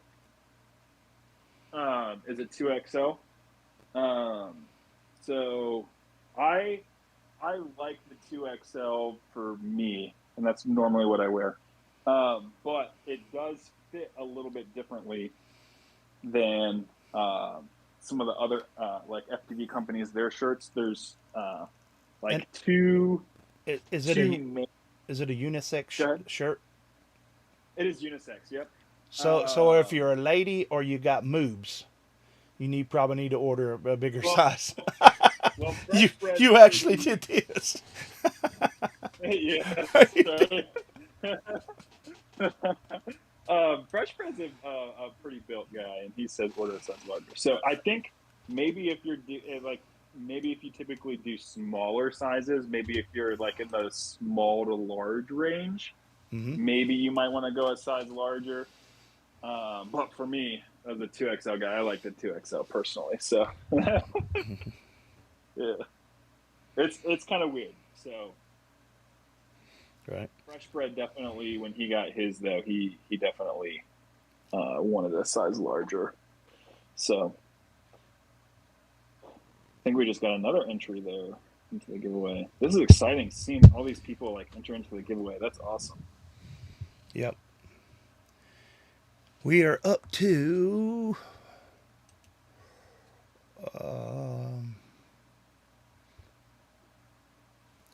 14 users. It said 14 a minute ago, but I guess there's 5 minutes left, so we can talk and all of that. So I wish that I could afford to do more shirts for everybody, but somebody's going to get a nice shirt. So If you're in between sizes, choose the larger one. That's definitely yeah.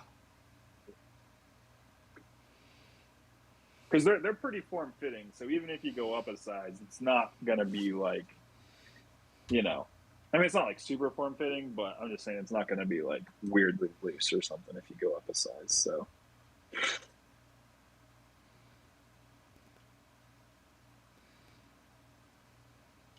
I'm going to read through the names real quick. If your name is not, you don't hear me read your name, try it again. Myopic, 8-Bit, Iron Mask, FPV Gaps, Cowboy with a Camera, Fresh Bread, Digital, Just J FPV, Kevin Smith, Johnny DRC, Raymond Carrera, Space Gadget FPV, Audrey Whitson, Mary Outland, Sky Dozer FPV, McFly's, Pastor Larry. That's the people we have in right now. So, and then I'm so excited. So after this, we have 3 minutes left. After this, I will open up Beta Flight, and we will. This has, and I think the reason why I want to do this one is because this has the UWL CAC on it, just the CAC that everybody's used for whatever. I want to save it, make a backup of it. We're going to flash it to whatever it's done. He's going to show me what all we need to do, things like that, how to enter there's a CLI command that I'll have to enter. Is that correct? Or does the flash do it all? The flash really does everything. Yeah, it's really not too bad. I do CLI just to save time on like the stuff that I like to have set up. But in terms of like making the RPM limiter work how it's supposed to and everything, there's not really any CLI that you need. But basically I'll just set up my modes. We'll talk through it as we go through it. Just set up my modes, put my pilot name, things like that in it. All right, we got 2 minutes. This is your 2-minute warning to put in your name and all of that. I'm going to switch to a different camera view for a second because I'm going to look at my YouTube and make sure everything's running smoothly. You will lose Isaac for a second. He's gone. No. He's gone bye-bye. But I can still see him, and he can still see me. Analytics are perfect, and we right now have. It's showing me it's having 27 viewers. So maybe there's 4 or 5 of you that's out of the country, or whatever. But if you haven't, go ahead and put that in there. Audrey, you are already in. Don't need to put it in again. Some of you have 2 tickets. Some have 1. Some have 3. Members have 2 and 3. All right. We're 50 seconds. 50 seconds. And then we're going to do the giveaway. We're back. I've got you back here. You're back on the stream. I had you pulled over a little bit out of the way, but you're back with us. All right, I'll mute myself again. All right. I'm so excited. Yeah. I'm hyped for this giveaway. Yeah. Audrey didn't win yet. Eric Robinson comes in with the last sneaker with I know. So 15 seconds. 15 seconds. You got it. Crazy. 10, 9, 8, 7, 6, Oops, FPV just 5, got in too. 4, 3, 2, That's crazy. 0. It should say it's over. All right. So now what I'm going to do is I'm going to move this right over Isaac's face. And I'm going to show you, here are the list of people, the list of names. We can see that Oops did make it in. Well, I'll have to pull the screen up a little bit more. On my end, it is showing Oops and Eric Robinson did make it in. And so what I'm going to do now, I'm going to come all the way over here. And I'm going to close entries.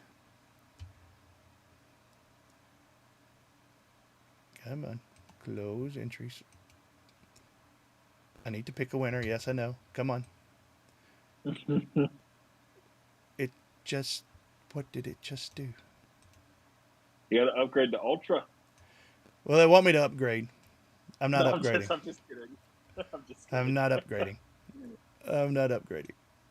I'm not paying for it. Come on. Don't make me have to do something else. This will... I have not picked a winner because you won't let me pick a winner. Let's make sure it's closed. You guys can see I'm saying pick a winner. I don't want to hit cancel because it'll cancel everything that we just done.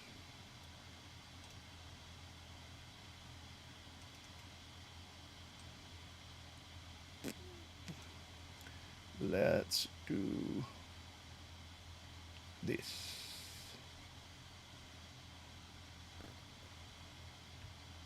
Okay, now 19 users. There we go. I think it got stuck. Imagine that. See if I can show you guys all the way there. Eric Robinson. I can't go up any higher with it. Casey, you're in there, buddy. Let's go over here and pick a winner. Are you guys ready? Let me see if I can zoom this down a little bit so we can see more of it. All I'm doing is moving a window around. All right. So if I pick winner, it should show the name up right there. Here we go. 8-bit. Ooh, let's go. 8-bit. 8-bit FPV. Skirch D. You are the winner, my friend. You are the winner. And thank you to everybody that How many entries did 8-bit have? it had 19. There was a total of 35 tickets, but 19 actual entries. How many tickets did 8-bit have? 8-bit had 3. 3. So let's membership find him. Yep. Probably paid off. Yep. That will pay for his membership for a while. And let me see if I can find where 8-bit was. He's right up here at the top. Right there he is. Boom. So, yeah. He's saying, sweet, congratulations, buddy. One of the longest continual members on the channel. Just an all-around great dude. 8-bit, you know how to get in touch with me, brother. You can text me. 8-bit's got my personal cell phone number. So for all of you guys, I'm gonna be like painless 360 because commiserations to all of you that didn't win. Maybe next time. You know. But, no, so congrats, guys. And okay, so if we don't have any more questions, I am going to get out my,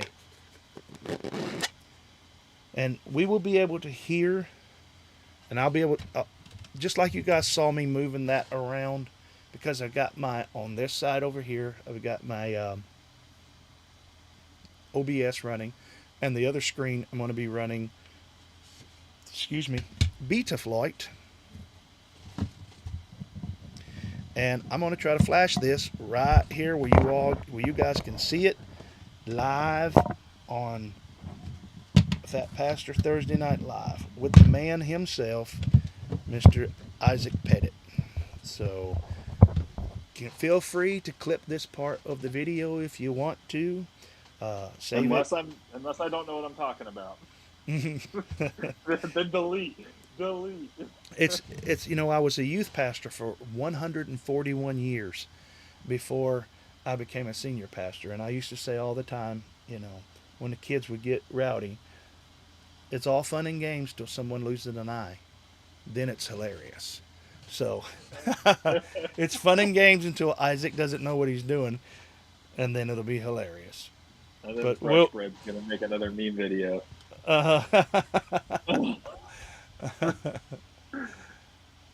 Again, because I will be in beta flight, if there's something you want to ask me to do, either at Underground Drone Leauge, so it would show up to him, or at PhatPastor in the chat, and it will flag it for us to be able to see it.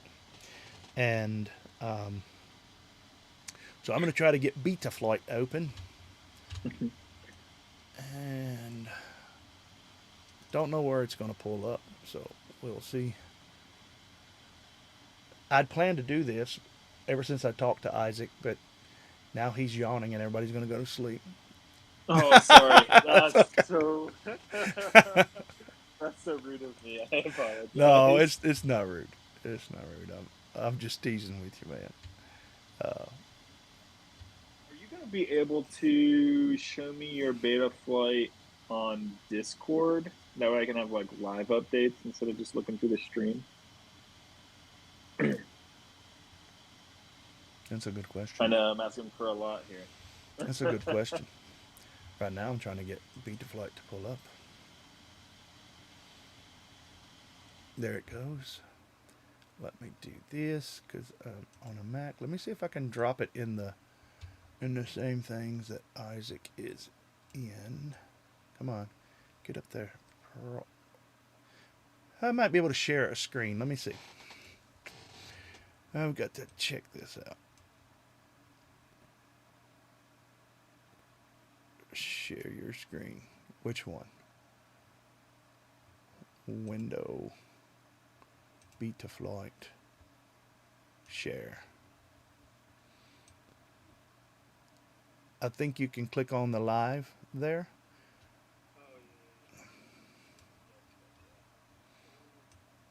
Squirrel.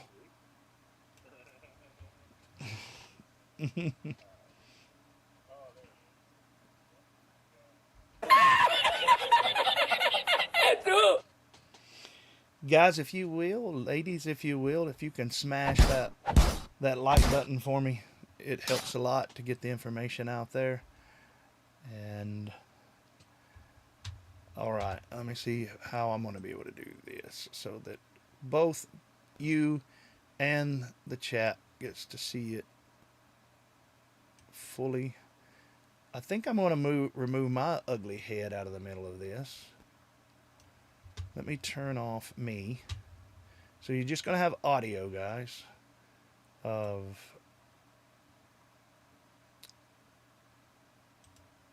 Okay. We're getting closer. Let's see if I can make it even smaller. It doesn't want to let me go any smaller than that, side to side. So I'll have to do some of this when I'm working on this side, and I'll have to do some of this when I'm working on that side. Sounds good to everybody? Are you still with me, Isaac? Okay. So we still got... Do you see my beta flight screen? Okay. I am got to my trusted cable. We've all got one of those. You've been in the hobby long enough. You've got one that you trust as your good cable. That's the one you should use when you're flashing. Use your good cable. All right. Let me make sure I say use my good cable, and this one's not one to work.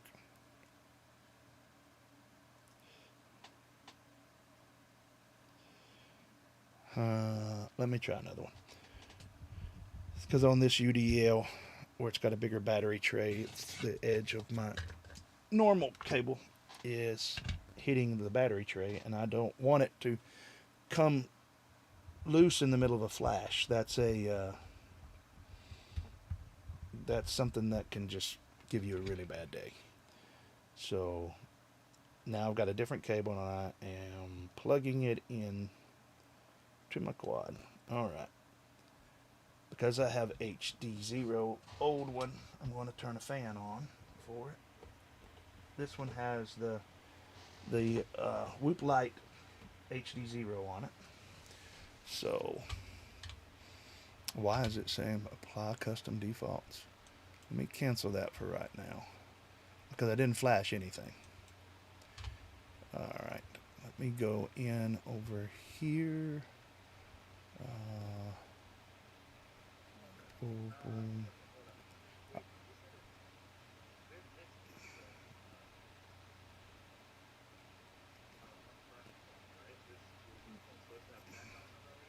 Yeah, it does.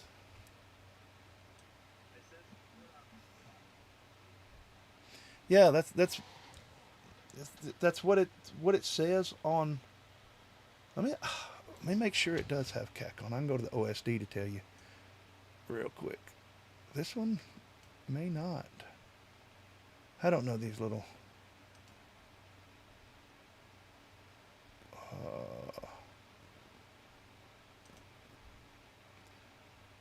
Let me make this. I got to make it a little bit bigger, guys, so I can see what I'm working with. There we go. Where is the OSD on here? Let me slide this over.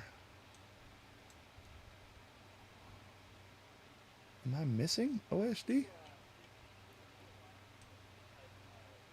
Look at that.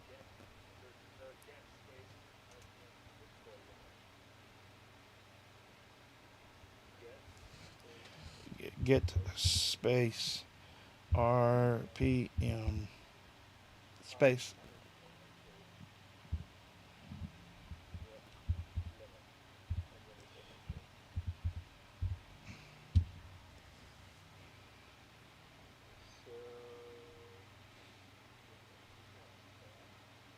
I might have it turned off because the last time I flew this, I flew it in a parade and I turned the RPM limit off.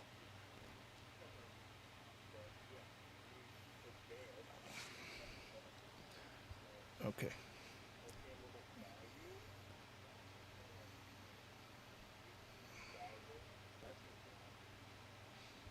Yeah, I've never raced this one in a UWL race.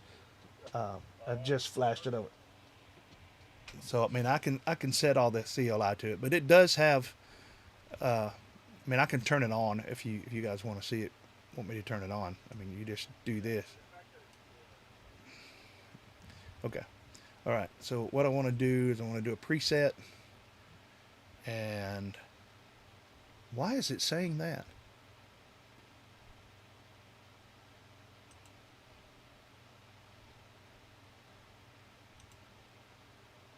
I don't understand.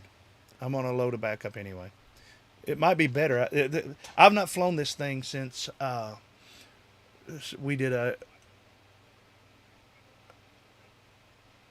Yeah, I probably should have. What's that?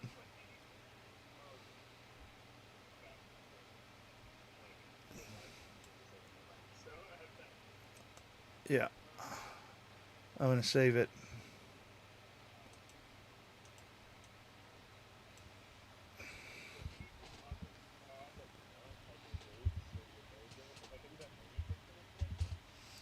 Yeah, I mean, but me putting my rates and all of that in it, that's simple for me to do. Blue, I'm gonna call it UWL, as I don't know if you guys can see that or not. So I'm gonna save it as Betaflight Blue UWL. I have 3, and so I've got a backup. Saving the backup, I can always come back to this backup by simply hitting load backup. I could go dump in there, but I don't want to mess with that right now. So we're gonna go to the CLI and go BL, correct? Or you tell me.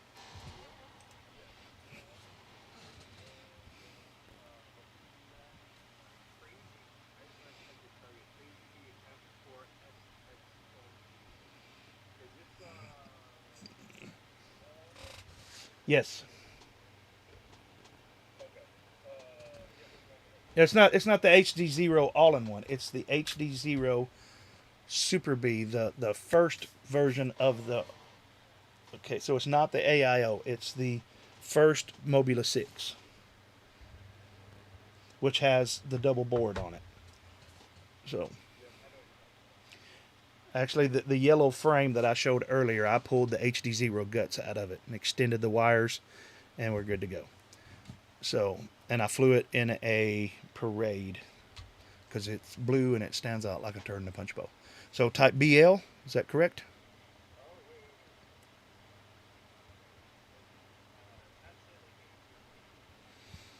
Chats. Well, it does matter.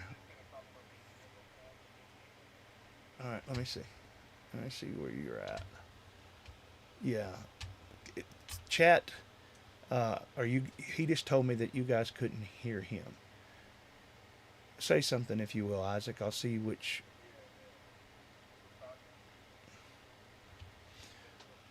Why does it not have you on the Spectrum screen anymore? All right. Talk now.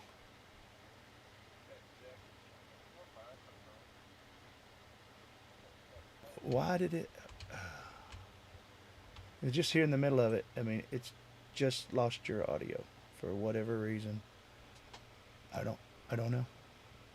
He's not muted, so he's 1, 2. I'm looking through all of my audio.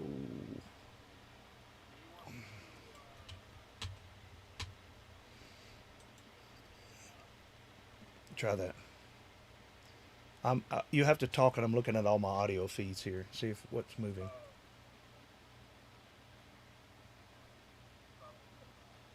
Whole sentences. Okay. When I switch to the beta flight screen, when you talk, let's see if it's showing up here on Discord. It is. It's showing up on Discord. You guys see the yellow, the green. So let me add an audio source. You can hear him, but he's quiet.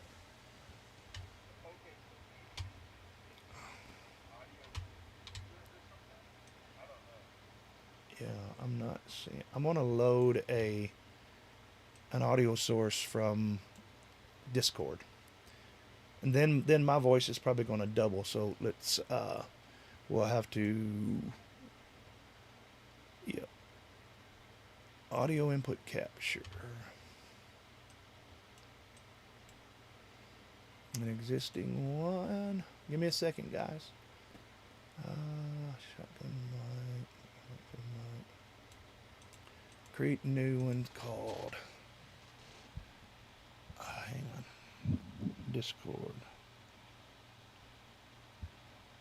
Give me a second, guys. I don't know. I have no idea why.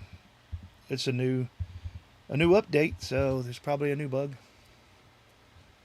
It's Discord.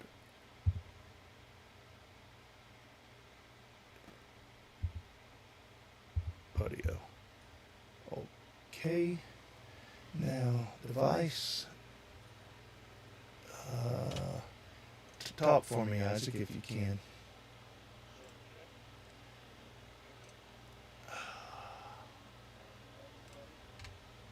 What's a window? No, it's. Huh. It's not showing up in OBS at all. The Discord even has any audio.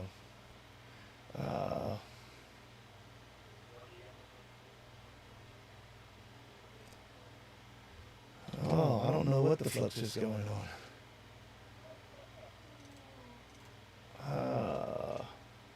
Let me close this. I don't think this is doing any good. Discord. It's not even showing you in screen audio. 1, 2. All right. Let me. Hang on. Let me turn my video off. And let's. All right. Try now. No. Let's try this. Let's make it full screen. All right, try it now.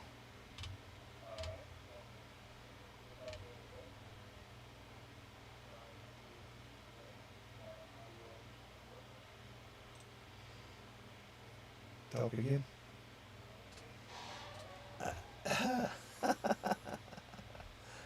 No, I have no idea what it is. I don't know. I'm going to close Betaflight. I'm going to unplug.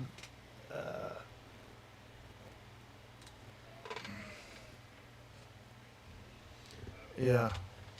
All right, let me try that. Okay.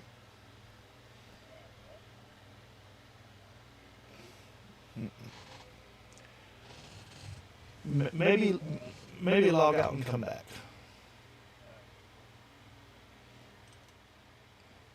All right, we're trying to get him back in. I didn't make any changes at all to the audio. OBS just decided it was not going to pick him up. I can hear you. Let me see if it's showing anything on here. Keep talking.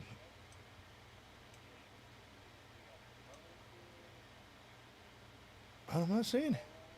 I'm not seeing anything. Let's go back to Discord. Now try.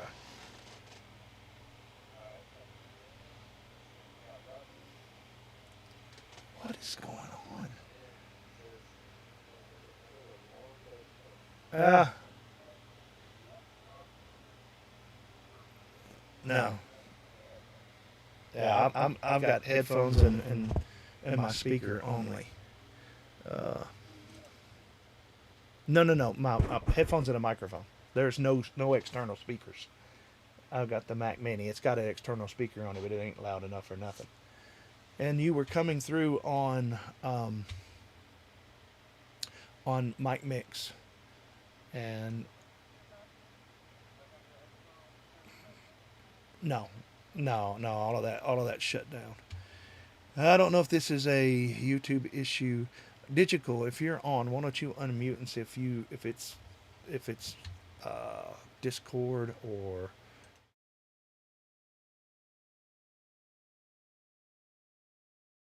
let's see if you're showing up. Say something again, more than hear me. Nothing. Nothing. They're not hearing you. Let's all leave it, the Discord, and we'll come back. I mean, there's nothing that I changed, so I will leave too.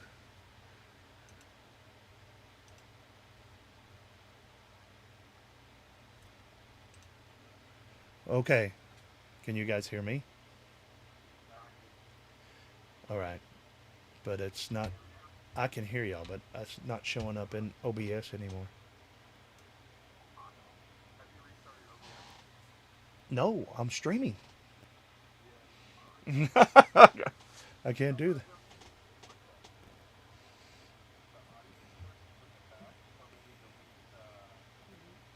I can, yeah. I can try. Look.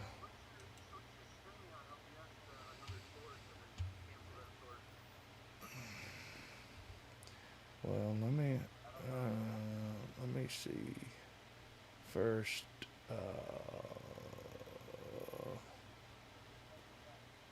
this is it was Digital just told me, he said, I think this will be the first time that I've ever heard you not have a problem, because we were on for about yeah, and yep, and all of a sudden Betaflight.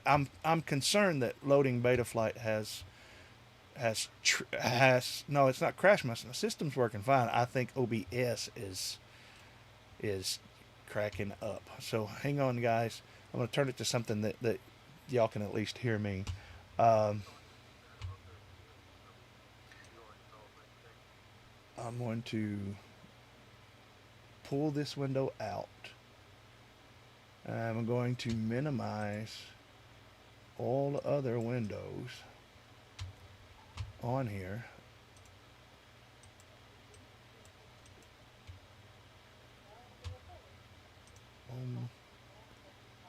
So Jarvis is minimized. Everything is minimized except for the chat. I'm going to close the giveaway. I'm going to close Betaflight. It's still showing as the screen is shared. Close window. Okay. Now, you guys hear me, correct? Okay. All right. Let me see if I've got anything back from you guys.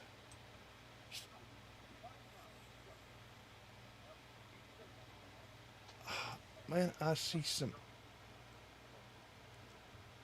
Guys, I'm sorry. I don't see. I'm gonna do a new audio source. Our screen capture. I'm gonna do a screen capture. Boom. And it is.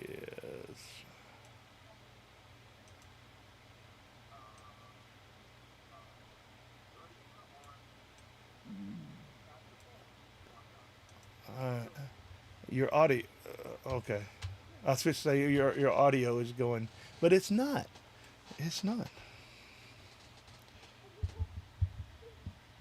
I'm gonna try this. I am sorry, guys. If not, I will. If I have to, I would take my cell phone and let him give me a call, and.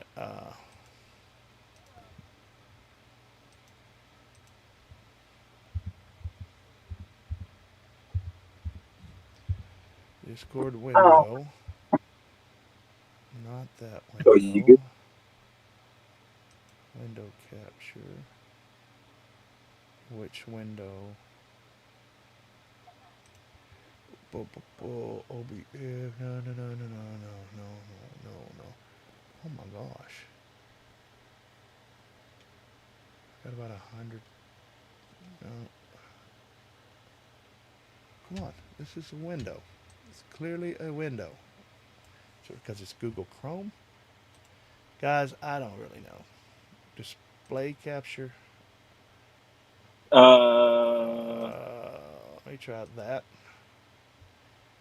All right. Boom. So there should be a I've got the display up here. Let's see what it's showing. Any audio? You guys talk. It says I heard someone. Oh, sorry. Check. Can anybody hear me? Discord window. Yes, we hear you now. Oh. Is my voice doubled, guys? Say 1, 2, 3, Isaac. 2, 3.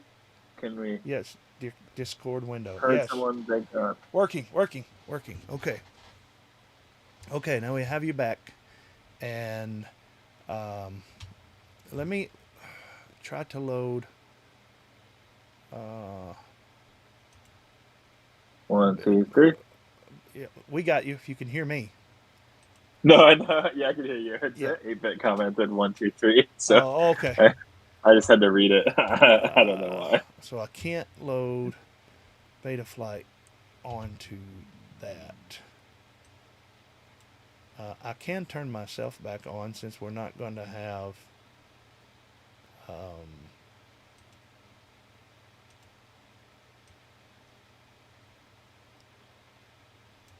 gotta put this down lower.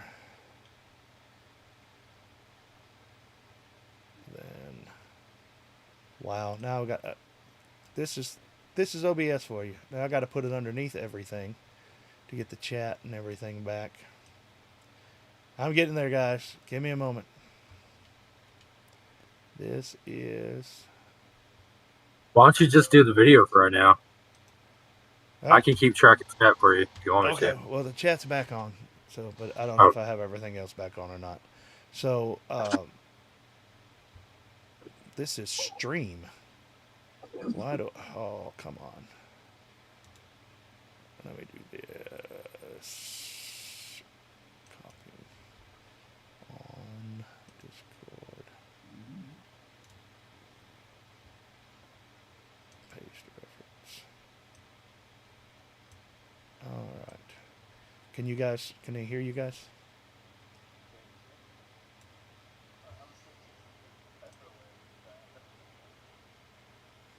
I'm back in the other window, Nick, and it's not picking you up now. Talk again. All right, so I'm just going to go back to the stream. Audio? I'm just going to go back to the live stream real quick, and I'll have to delete this scene out later because it's my main. It's my main screen. So, okay, we got audio here. So, Classic OBS. Yes. Yep. Do an update and now. I mean, it was working fine. It says he can hear me. You can talk again. Yeah, it seems like it's good. Yeah. Yep. Back in this window, because I made a new screen capture source in this one, all new. It's just an all new one. I don't know why the other one wasn't working. I'm gonna plug it up. We're gonna try to flash this. But first, maybe I need to plug up or start beta flight. Nothing like a good monkey wrench thrown in everything.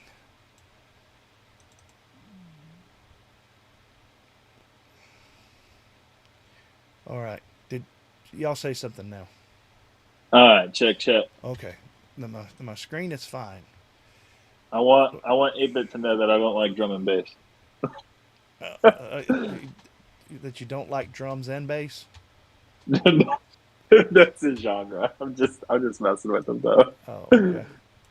All right. So you might have to watch the live stream. That's okay. I think if I share this window, it could do the same thing again. I would try it if you guys want me to. Chat, do you want me to try to share the window? Give me a thumbs up if you do. Thumbs up or a thumbs down if you don't. They're still talking about drums and bass. I think we're good, man. Let's just do it. I'm instigating here, so I think they can see. I think so, but you can't see. All right. That's okay. We'll talk through it. All right. I'm gonna poke the eyeball of the chat out there so we can see better. Okay. Here is beta flight. I'm gonna plug in. There we go. Got her in front of a fan. Apply custom defaults. What's it going to matter? Okay.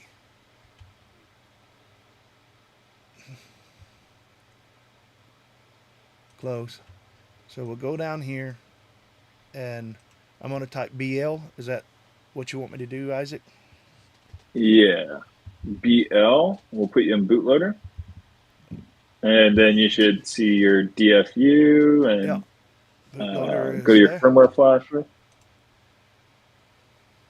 I'm blind, so I don't know where you're at. Okay, it's up. It's up. Okay. Enable expert mode. Yep. And the other one that's right below that. What is that? Show release candidates and development. That's the one. Development. Yep. And choose board was the Crazy Bee. The Crazy. Yeah, and then it was the 1280.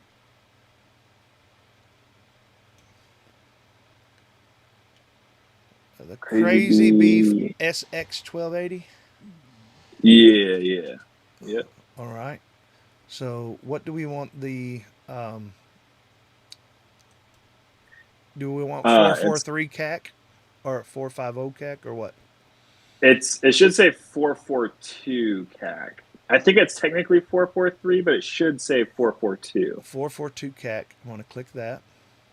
Yep, special release. And obviously you'll want to do like your full chip erase and all that. But then if you scroll down to your commit, I'm going to remove. do you see that? I'm going to remove GPS. And So you don't have to do that anymore. You Okay. absolutely can. okay. The reason why you had to do that, I can explain that really quick, is because so as we were testing the SL, which is like the open version of this limiter, where you can do whatever you want, we had to keep changing it. We had to keep adding like new different codes and new CLI and stuff.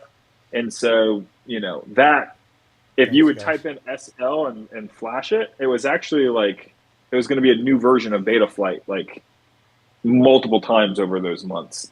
And so what Betaflight configurator does that's like weird is it caches it. And so what that means is it's not like when you go to flash the SL hex,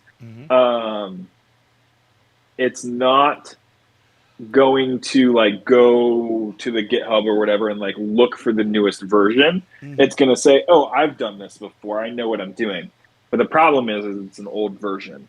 And so when you remove the GPS, it makes Betaflight configurator go, oh, this is different than what I've done before. I've got to actually go look and make sure that I'm pulling the right thing.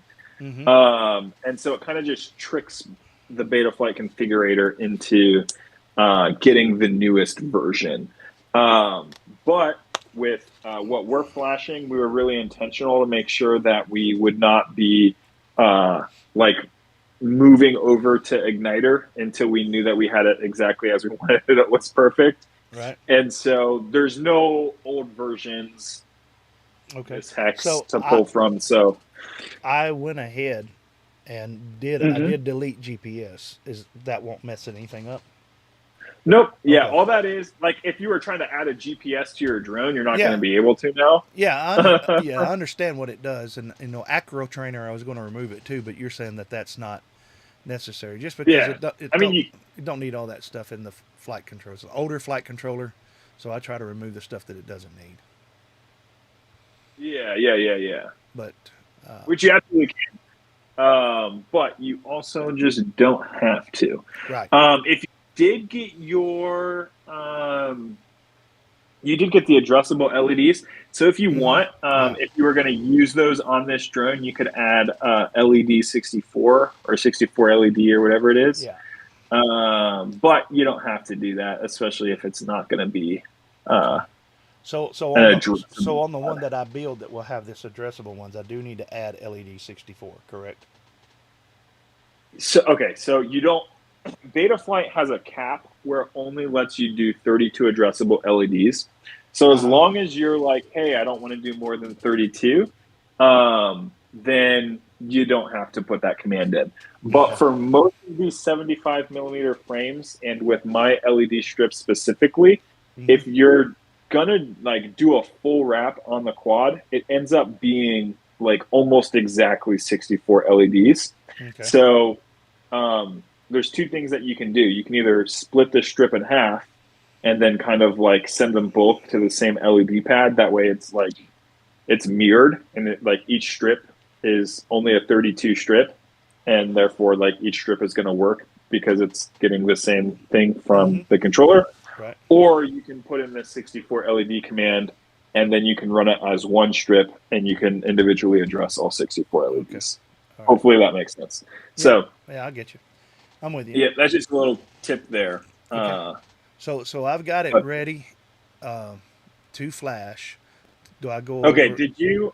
I can't see yet. So where it says select pull request for commit, did you change that to Igniter yet? I have not. I'm going to do that now, but I was waiting for you to tell me to do it. So here, the select pull request, so that people are seeing it online.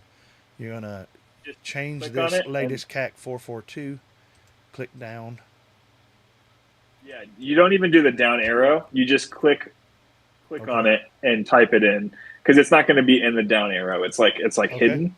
So if you just click on it and it's all lowercase IGNITER, and then you hit enter. GNITER. Enter. Enter. So Igniter shows up and then all lowercase. Yep. Okay. Do I flash? Load firmware online. Yep. All right, I'm loading firmware. I'm sorry, I'm doing my best. It's it's like all right. tricky as I'm like trying to hear to, audio and. I used to do tech support. Oh, that's tough. Over the phone. So it has loaded it, and I'm going to hit flash firmware. Is that the next stage? Yep. All right, hitting flash firmware now. It says you're about to flash a development thing. Do you want to do it? Yes, I have read the above stuff. You need to read this, but you can trust it in this case because we're professionals and we play one on YouTube also. Yeah, flash. You're good to just flash it. All right, it's erasing. And you'll want to apply your custom defaults, yes. Especially because you don't really have necessarily like a dump that you. I mean, maybe you want to use it, but yeah. No, I will build it back from nothing. I mean, once we're just going to show you tonight how to flash it. You know, I don't think for time purposes that we can go into everything that I'm going to do to make sure that the motors are right, you know, and all of that. You got to make sure your motors are spinning right. You got to, because it's HDzero, I've got to load the digital, all of this kind of stuff. So it says it was. We can touch on connect. Yeah, I was gonna say we can touch on a couple things though that people will want to know. As soon as you have it flashed, all of the settings. There's only one thing that you have to do to make it spec legal, and that's going to be your OSD. You're going to have to add the boost bar. So if you go to the OSD, and then you scroll down to where it says battery usage, and then in the drop down it should say graphical remaining. Yeah. Now, see, it's given me the warning about the motor output protocol selected. Back to that. I'm just going to close that. We'll come back to it. Yeah. So I did apply custom defaults. For those of you watching or want to come back and take this, I applied the custom defaults, and now I'm in beta file, and it is leaning like that because I've got it on a fan. So we're going to go to the CLI. You said? No, OSD. OSD. All right. OSD is back now. It was gone earlier, but it seems to have made itself back. All right. What am I looking for in particular? Battery usage, graphical remaining. So we've kind of hacked that to be the boost bar. Battery. So it's towards the top because it's a B. Battery. Right here it is, guys. It's battery usage, graphical remaining. It's got a pull down, but we're going to leave it on graphical remaining, correct? Exactly. Yeah, it's really easy to find because it has that drop down. But you don't have to change anything there. You just got to check that first box for your. And it wouldn't hurt to do battery voltage because it's a 1S. You know, so. Oh yeah, you can put in any. You go ahead and put in what you want for your OSD. While I'm here, I'm going to add a few things, unless I have to end up going back for it. And pilot name. Yeah. You're not going to have all of the CAC extras that you had before. Now I noticed that RC channels. All right, VTX. That's the one I'm looking for. And timer 2, a little bit out of order from what I'm used to, but it seems like they're more in alphabetical order. So, all right, that's what I'm going to go with for now. And so just to be clear, you can put whatever you want with OSD. The only requirement that we have is the boost bar, and as soon as you do that, like, you're now spec legal. As soon as you put on that boost bar. So that boost bar, I'm going to put it at the bottom. I'm moving it now so people can see it. Put my warning in the center. I will add other stuff later. This is my channel and power output. You put these things where you want them, but this boost bar is the important thing because I haven't flown this yet, but as from a race coordinator's perspective, I'm going to want to see that. If you go to another race, they're probably going to want to see it also. So I'm going to save this. correct. I can add other stuff later. You can add other stuff later. And this is this battery use graphical remaining. Am I understanding, Isaac, that this is the only thing that you need to put in it to be able to be spec ready?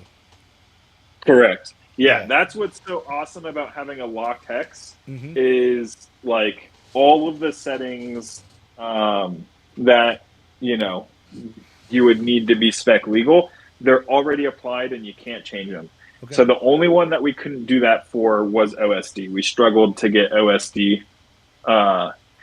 just because of how Betaflight does it. It's like one value for everything, and so. But yeah, so that was the only thing that like you manually have to do. Now, at this point, you're officially spec legal, but there are some things that you're going to want to look at for sure, just to make sure the quad actually works. Mm-hmm. So the first thing I would say is the motors tab.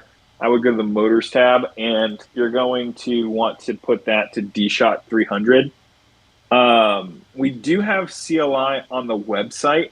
And if you put that CLI in, it's going to take care of some of these things for you really quick. But if you are like, hey, I don't really want to waste time going to the website, then, you don't have to like go do that. It's pretty easy. So DShot 300 is the first thing you have to do. And then you have to enable bidirectional DShot. Now, on this, people need to understand you're running a whoop, so you need to lower those motors, correct, to 12? Yes, but it should be locked actually. So Okay. It's weird when you have the configurator. Actually, leave it at 14 for me because I just want to show people this because this is just interesting. I put it. Yep. And then go ahead and save and reboot, and then go to your CLI. Save and reboot. Then connect. If we do, still saying the motors ain't right, but that's okay. All right, I'm in CLI. Now, I'm sorry. Give me a second because I forget this. Now, if that CLI, I'm gonna have to Google. If that CLI that you've got, if it's a text, you can post it in the Discord, and I can actually copy and paste it. Oh, cool. So try this for me. I don't know if it's gonna work, but I think this is. Hold on. I'm gonna leave and come back. Yeah, you'll have to post it in one of the text channels. You can still hear me? Yeah, I can hear you. But it sounded like you were cutting in and out.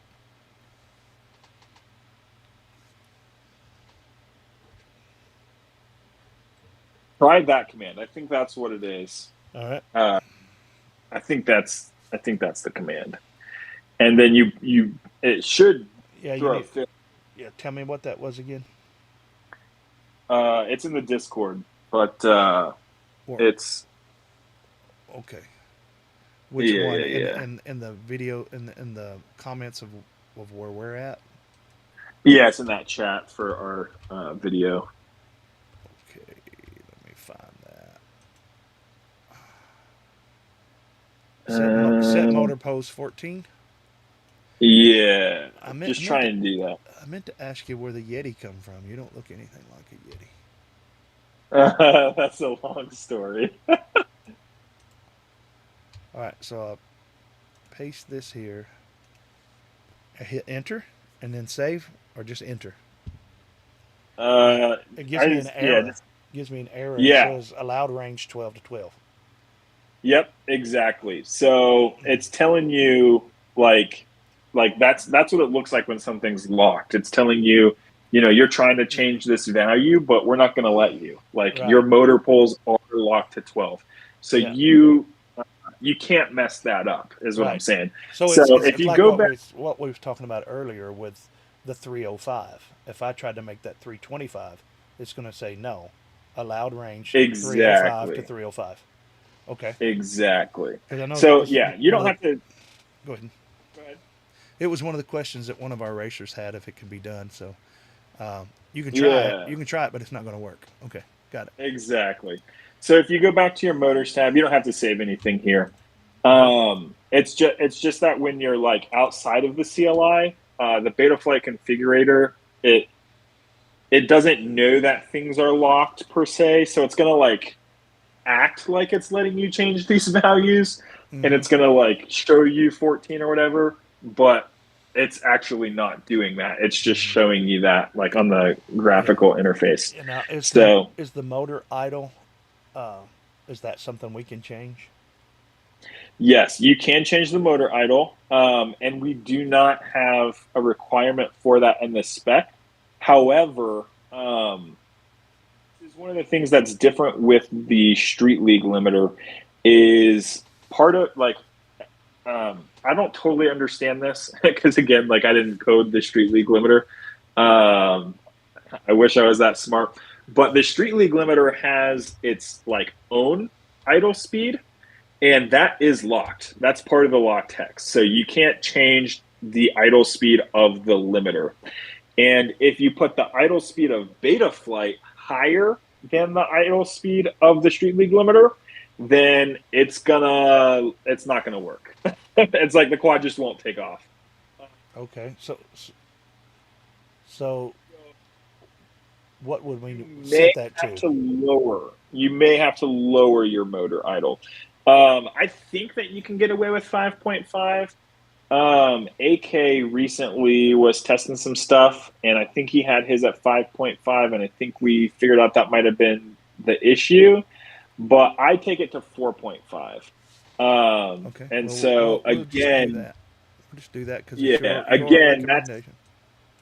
Yep. That's in the CLI on the website. So again, if you go to the website and you just do the Speed Flash CLI, it's going to do DShot 300 for you, and it's also going to set your idle speed. The thing that's not in there is it's not going to turn bidirectional DShot on. So you are going to have to do that. And if you don't have bidirectional DShot on, then the quad, we tried to lock it on and we couldn't get it, basically because we couldn't lock DShot 300, and bidirectional DShot's a function of, DShot 300. But anyway, we couldn't lock it on, but the limiter will not work if it's not on. Like the limiter won't allow the quad to take off. Like it's going to get errors internally. And so if that bidirectional D-shot's not working, your quad's just not going to take off. So yeah, pretty that's one thing that's nice is the locked hex, it will put all of the settings that you need to be legal on. And then if you have any other settings wrong, it just won't take off. And so it kind of really makes sure that you have the right settings. And the only exception to that's OSD. So basically you flash the quad, you set up the boost bar on your OSD, and then at that point it's if there's anything else wrong with your build, it just won't work. So you don't really have to have any questions about sorry, give me just 1 second here. Check. Maybe can you hear me? Yeah, you got a lot. My headphone died. So okay, here we go. I should be back to normal volume. Okay. So yeah, if the quad's wrong, other than OSD, it just won't take off. So yeah. Anyway, the next thing that is worth looking at is your CPU load, which yours looks pretty good. I always recommend people to try to stay below 30. And the main way that you can get your CPU load down is in the configuration tab. Yeah. Right. Turning things off. And then, yeah. well, not just turn things off, but taking your PID loop frequency down to like 1.6. Yeah, it is on this one. Yeah, it is on this. That explains why your CPU load's so low. So you can run whatever you want, but it's just like if your CPU load gets too high, then your quad just won't fly as well, and you might try to like turtle or something, and it like wants to put it on a delay. Right. So just to make sure things are running speedy fast, you just want to keep your CPU load below 30. Yeah. So. Well, I have a question for you that I didn't expect. I noticed after the flash that this igniter, when the USB is plugged up, the old Betaflight VTX no longer powers up. Which is good. Old Betaflight, which is good. It doesn't play back with this quad. When I would plug it into Betaflight before, it would power up the HDzero. It powered. Yeah, it would power off of that. USB. Yes, and it's whatever you guys have got in that. It's not doing it now. Interesting. I don't know anything about that, if I'm being honest. Because I would think that it should be the same both ways, but maybe Sky, Sky's a smart guy, so maybe he did something there, and I turned that air mode off. Yeah, I have air mode on a switch. That's what I do. Soft serial is another thing. If you're not using soft serial, then you can turn that off. But I mean, your CPU load is fine, so honestly, you don't really have to go mess with any of that. Yeah, it don't have a black box on it, so there's no sense in black box erase. So what was you saying? Sure. Was the other thing? Soft serial. It's on the left side. Oh, okay. Yeah, it's at the bottom of the left. Yeah, I got it. All right. So, but you want to make sure before you turn that off. You just want to make sure in your ports that it's not being used. But I don't think on that flight controller it's it not. is. It's not. It's usually the what's it called? Man, I've been trying to think of that all day. The it's not SPI, but you use OSD over MSP. MSP. Yeah. Okay. Yeah, that's what it was. So I'm going to save and reboot here, and all that's left is for me to fix the quad. Now let me ask you. Yeah. Let me ask you. If I was to do a diff here, from let's say before I flash this, if I did a diff all, and if I was to come in now and do my diff, which had my motor set up, it had my my bind phrase for my radio and all of that, would it do that, or do you guys not recommend that? If you're going to do that, you should do it before you go put in the settings we just changed. Because your diff, for instance, it might put you on like D-Shot 600, and it might turn off bidirectional D-Shot. Okay. Okay. And then it's like, well, now you just have to go set that back up again. Okay. But otherwise, yeah, I mean, by all means, use your diff. Fresh Bread said that's what I do. He's running 3.2 and 3.2 on his Beta Cross at around 35% at 120 megahertz. Oh, he's overclocking it. Sometimes you can overclock your F411s. Sometimes you can't. Yeah. But 120, most of them don't overclock that high successfully. Yeah. I've noticed on the Betaflight crossboards, at least my experience, you overclock them, and they'll have a tendency for the gyro to drift, so you can't arm. So, but that's just my experience with them. So, I thought he said Biff. Yep. Run for it, Marty. So, all right. I'm going to back out of Betaflight so we can see Isaac once again. And I'm going to disconnect. Oh, I don't have my camera on, so. Okay. I'm gonna have to.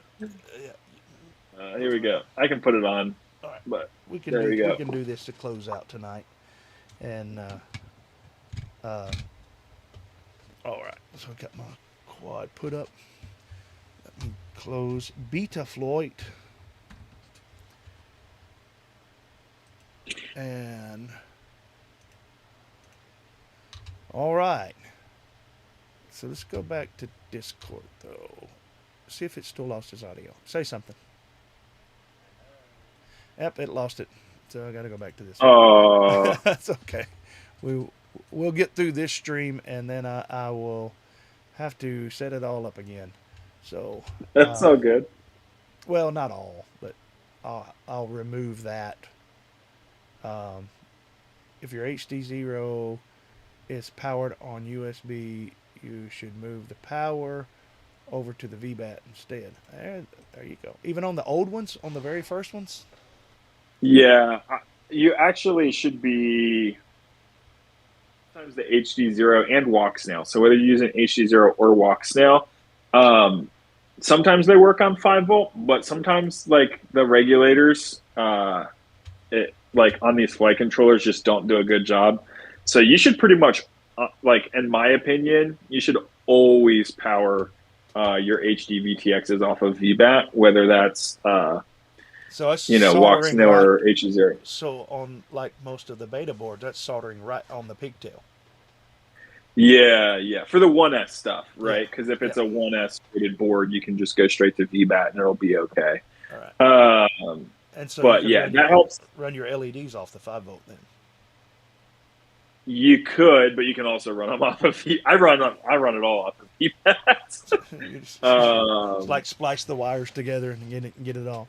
Okay. Yep. But yeah, you'll get a lot of times you get cleaner video. Even like I've noticed that sometimes like my video is like really like rough, and then as soon as I move it to VBAT, it cleans up the video. So and in my experience, these boards just in general run a lot better off of VBAT.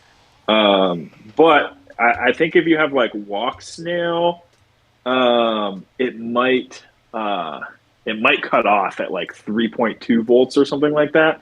So you have to be careful how low you're running your battery down. But that's less of an issue with HDzero. I think HDzero cuts off at like 2.8 or 2.9 or something. Mm-hmm. So yeah, with HDzero, it's like there's no reason to, in my opinion, to ever put it on 5-volt. Like always just send that straight to VBAT. So. All right. That's, I was trying to, I'm not going to try to doctor that window. Isaac, thank you so much. Dude, thank you for having me. Yeah, I laid this window over my main stream window. So, I mean, if I turn my stream on now, I'm stepping on you. So, but that's all good. But thanks, man, so much. I know you can't see me. Thank you for coming on, and like I tell any guest that's been gracious enough to come on the channel, feel free to come on anytime if you've got new announcements, things like that. You're welcome here anytime. We'd like to, I'd like to keep up to date with it and let people know how things are going. And we're looking at it here in Middle Tennessee to see if we can't actually get a big enough group together that's actually at spec. So I hope I didn't ask everything that Heads wanted to ask you, but no, we've got some other stuff we're going to touch on, I think. Yeah, so. And that's the first of the year. You're going to be on his show. Do you know what date? I don't think we have a date. No. Oh, okay. We're going to do an announcement on a project that I've been working on. Or maybe it'll be announced before then, but we'll at least probably talk about it. But I have a lot of work to do on that still. So they were going to have me on like back in November, and I was like, let's wait until I'd like to talk about this thing that I'm working on. So it's kind of, we don't really have a date. It's kind of like as soon as I can get some progress made, then we'll go on. But now, have you built an igniter yet with the HDzero AIO? I've used the AIO, but I didn't like it, if I'm being honest. And so I was gonna put it on an igniter, but I just don't like it. So I was sent a review unit. I've got it right here. Yeah. I was sent a review unit, and I had some problems with it. And I asked Carl. I was like, "Hey, is this the final version? Like, is it going to be like this?" Because I was going to make a video, and he was like, "Yeah, pretty much nothing's changed between that and the final version." But then, so like I'm like, okay, well, I'll go ahead and actually put out my video and talk about the things that I've had problems with. And I kind of made like a Facebook comment, and then he told me, he was like, "Oh, those things are fixed in the final version." So I was like, okay, like I guess it's not even worth like putting out my review video now, which is why I didn't put it out. But I was kind of skeptical that it all got fixed, and then it seems like, based off of feedback that I'm seeing from other people, that not all of it got fixed. So yeah. I just didn't put it on a build. This one specifically, one of the big issues with this one is that it's just not transmitting properly. Not getting the right output on really any of the channels. That specific issue, it's my understanding, has been fixed. That's in a flash now. You need to flash it to the newest version of the firmware, from what I understand. Could be, but yeah, the other issues that I had is just like super hot. Like I would fly outside, like in the cold. You know what I mean? I live in Ohio. It gets fairly cold here, and it's like I'd go, plug it in, and immediately go fly, and I'm full stick, full throttle, 28,000 kb motors. You know what I mean? Like I'm going as fast as this thing possibly can, and I'm holding that for the whole flight, and I'm getting less than 2 minutes of flight time, and then I land, and like the flight controller is like too hot to touch. Like flying outside in the cold at full speed. It's like I can't even touch the flight controller. And then my batteries are like on fire. You know what I mean? It's like destroying my batteries. Right. So it's my understanding that those problems still exist on the final version. So now, I have the race and the freestyle, and I've flown the race in a couple of races, and I've not experienced flying indoors, and not experienced it overheating and everything. So I don't know. It might be a batch issue or something. What camera angle are you flying at? I've got the race and the freestyle are both stock. Because I want to do a. I could probably turn my camera on so people could see me.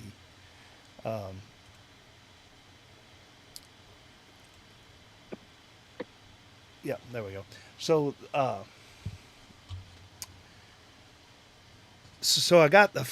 flown both of them. I haven't flown the freestyle as much, but I flew it. And one of the things that why I ask you that question is I have a lot. I have 6 of the old HDzero whoops with the double board in it.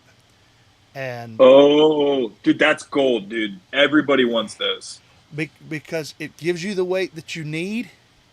You're right at it, and it just works. For me, it works fine. I do have one built by 533. Of course, you guys saw my Popo one, is what I call it, and this one is actually built from 533. It has the HDzero V3 camera in it. So it's actually got the V3 camera in it. So I can It's a see good looking camera. So I can see really good from this one. And this one's become my primary racer. Skip, who's here in the audio with us here, he built this one himself. I think he's the lead builder there at 533 now. So what I'll do, Isaac, I'm going to fly this, and I'm going to get it set up like I want. I'm going to fly it and let you know.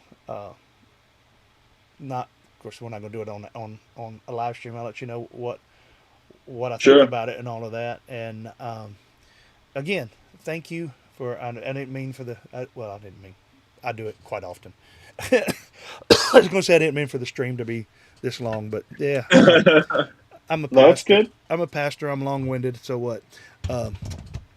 But thank you for coming on, and you're always welcome here on PhatPastor's channel. And I hope to see you at a race sometime to actually meet you in person and all of that. So I think that's possible, man. I'm sure our paths are gonna cross. Yeah. You know. Yeah. I'm sure it'll happen. So, man, I thank you. Everybody, let me make sure. I'm just looking at the chat. It doesn't look like there's anything. Yeah. That comment there. Said, OG Whoop light boards with nano light camera are like gold right now. That's what I'm saying. Everybody who knows what's up, they want this camera with this VTX, and it's discontinued. So it is discontinued. Yeah. Oh, that's why it's like the best one. So because I have to tell you, man, I don't want to move my camera, but I literally have like a metric ton of them. Yeah. Because like I said, I have, not counting this yellow one that I took apart, I have 6 65 millimeter TinyWhoop HDzero, and I was going to convert them all over time, except for maybe I'm going to keep my OG one. My OG one, I still race that thing. It still flies good.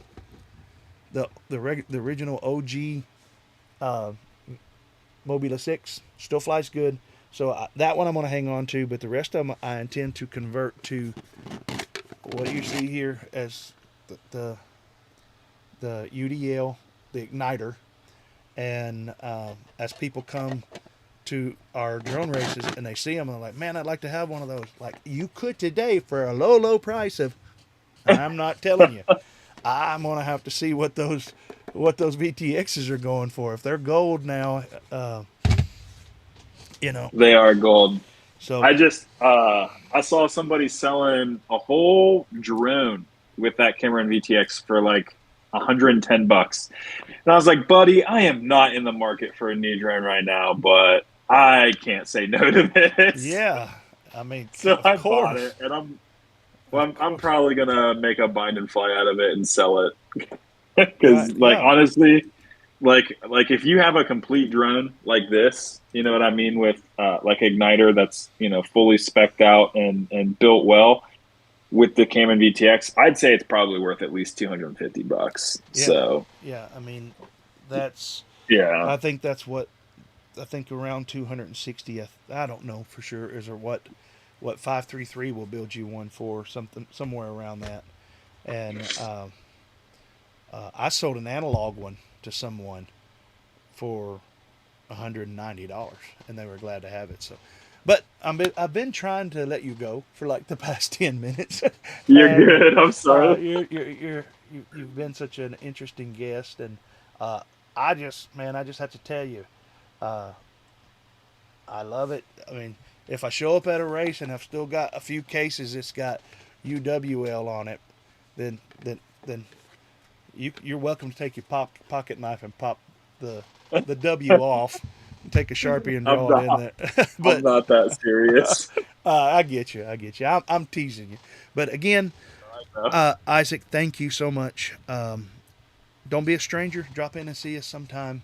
Let us know what's going on with you, and I hope to see you at a race coming sometime soon. Thank you again for having me. It was good to be here, man. All right, brother. Take care. You have a good one. See ya. All right. Let's go back to me. There we go. There we go. It wasn't hard to fix. Great guest tonight, guys. Big congratulations to 8-Bit on the shirt. Get in touch with me. Use our more normal forms of communicating than the email that I have to use for YouTube. I get all kinds of spam stuff constantly, so just send it to me there, and I will be going on sometime this week and ordering your shirt and mine, and I'll see if I can drop ship it. If I can't drop ship it from there, I'll ship it from here, and I'll insure it. So in case there's anything lost, I've only, I've only had I think 2 in the whole time I've ever been doing this, packages to not arrive, and but again, guys. Also next week, I will not be on. I will be not doing a live stream next week. I plan to do it the week following, so I won't see everyone again until Christmas. So Merry Christmas, and you guys I hope you have a good one, and go out, look up the Aerial Outlaws. You can, I don't know if you can read that there, Aerial Outlaws. I don't know if that's his house or not. I don't mean to be doxing him if I am. Go out there and order something. Support the guys that are innovating and trying to make our hobby better. So pick you up a shirt. If you didn't win, there was obviously a lot of you interested in those shirts. I'd love to hear Isaac get back in touch with me and like, dude, I sold out of shirts after I come on your show. So Merry Christmas to all you guys. I'm going to shut down things for a minute, but I will be on Discord. I've got there's a few guys on here. I'm going to jump back on, and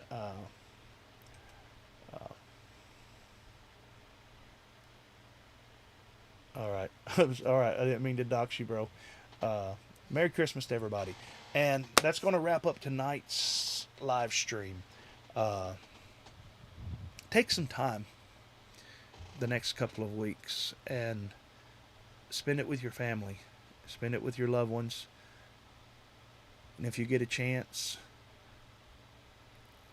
remember, if you can, to keep flying and to rise up and meet me in the air. Thank you, guys. I'll post some stuff up here and pop my intro.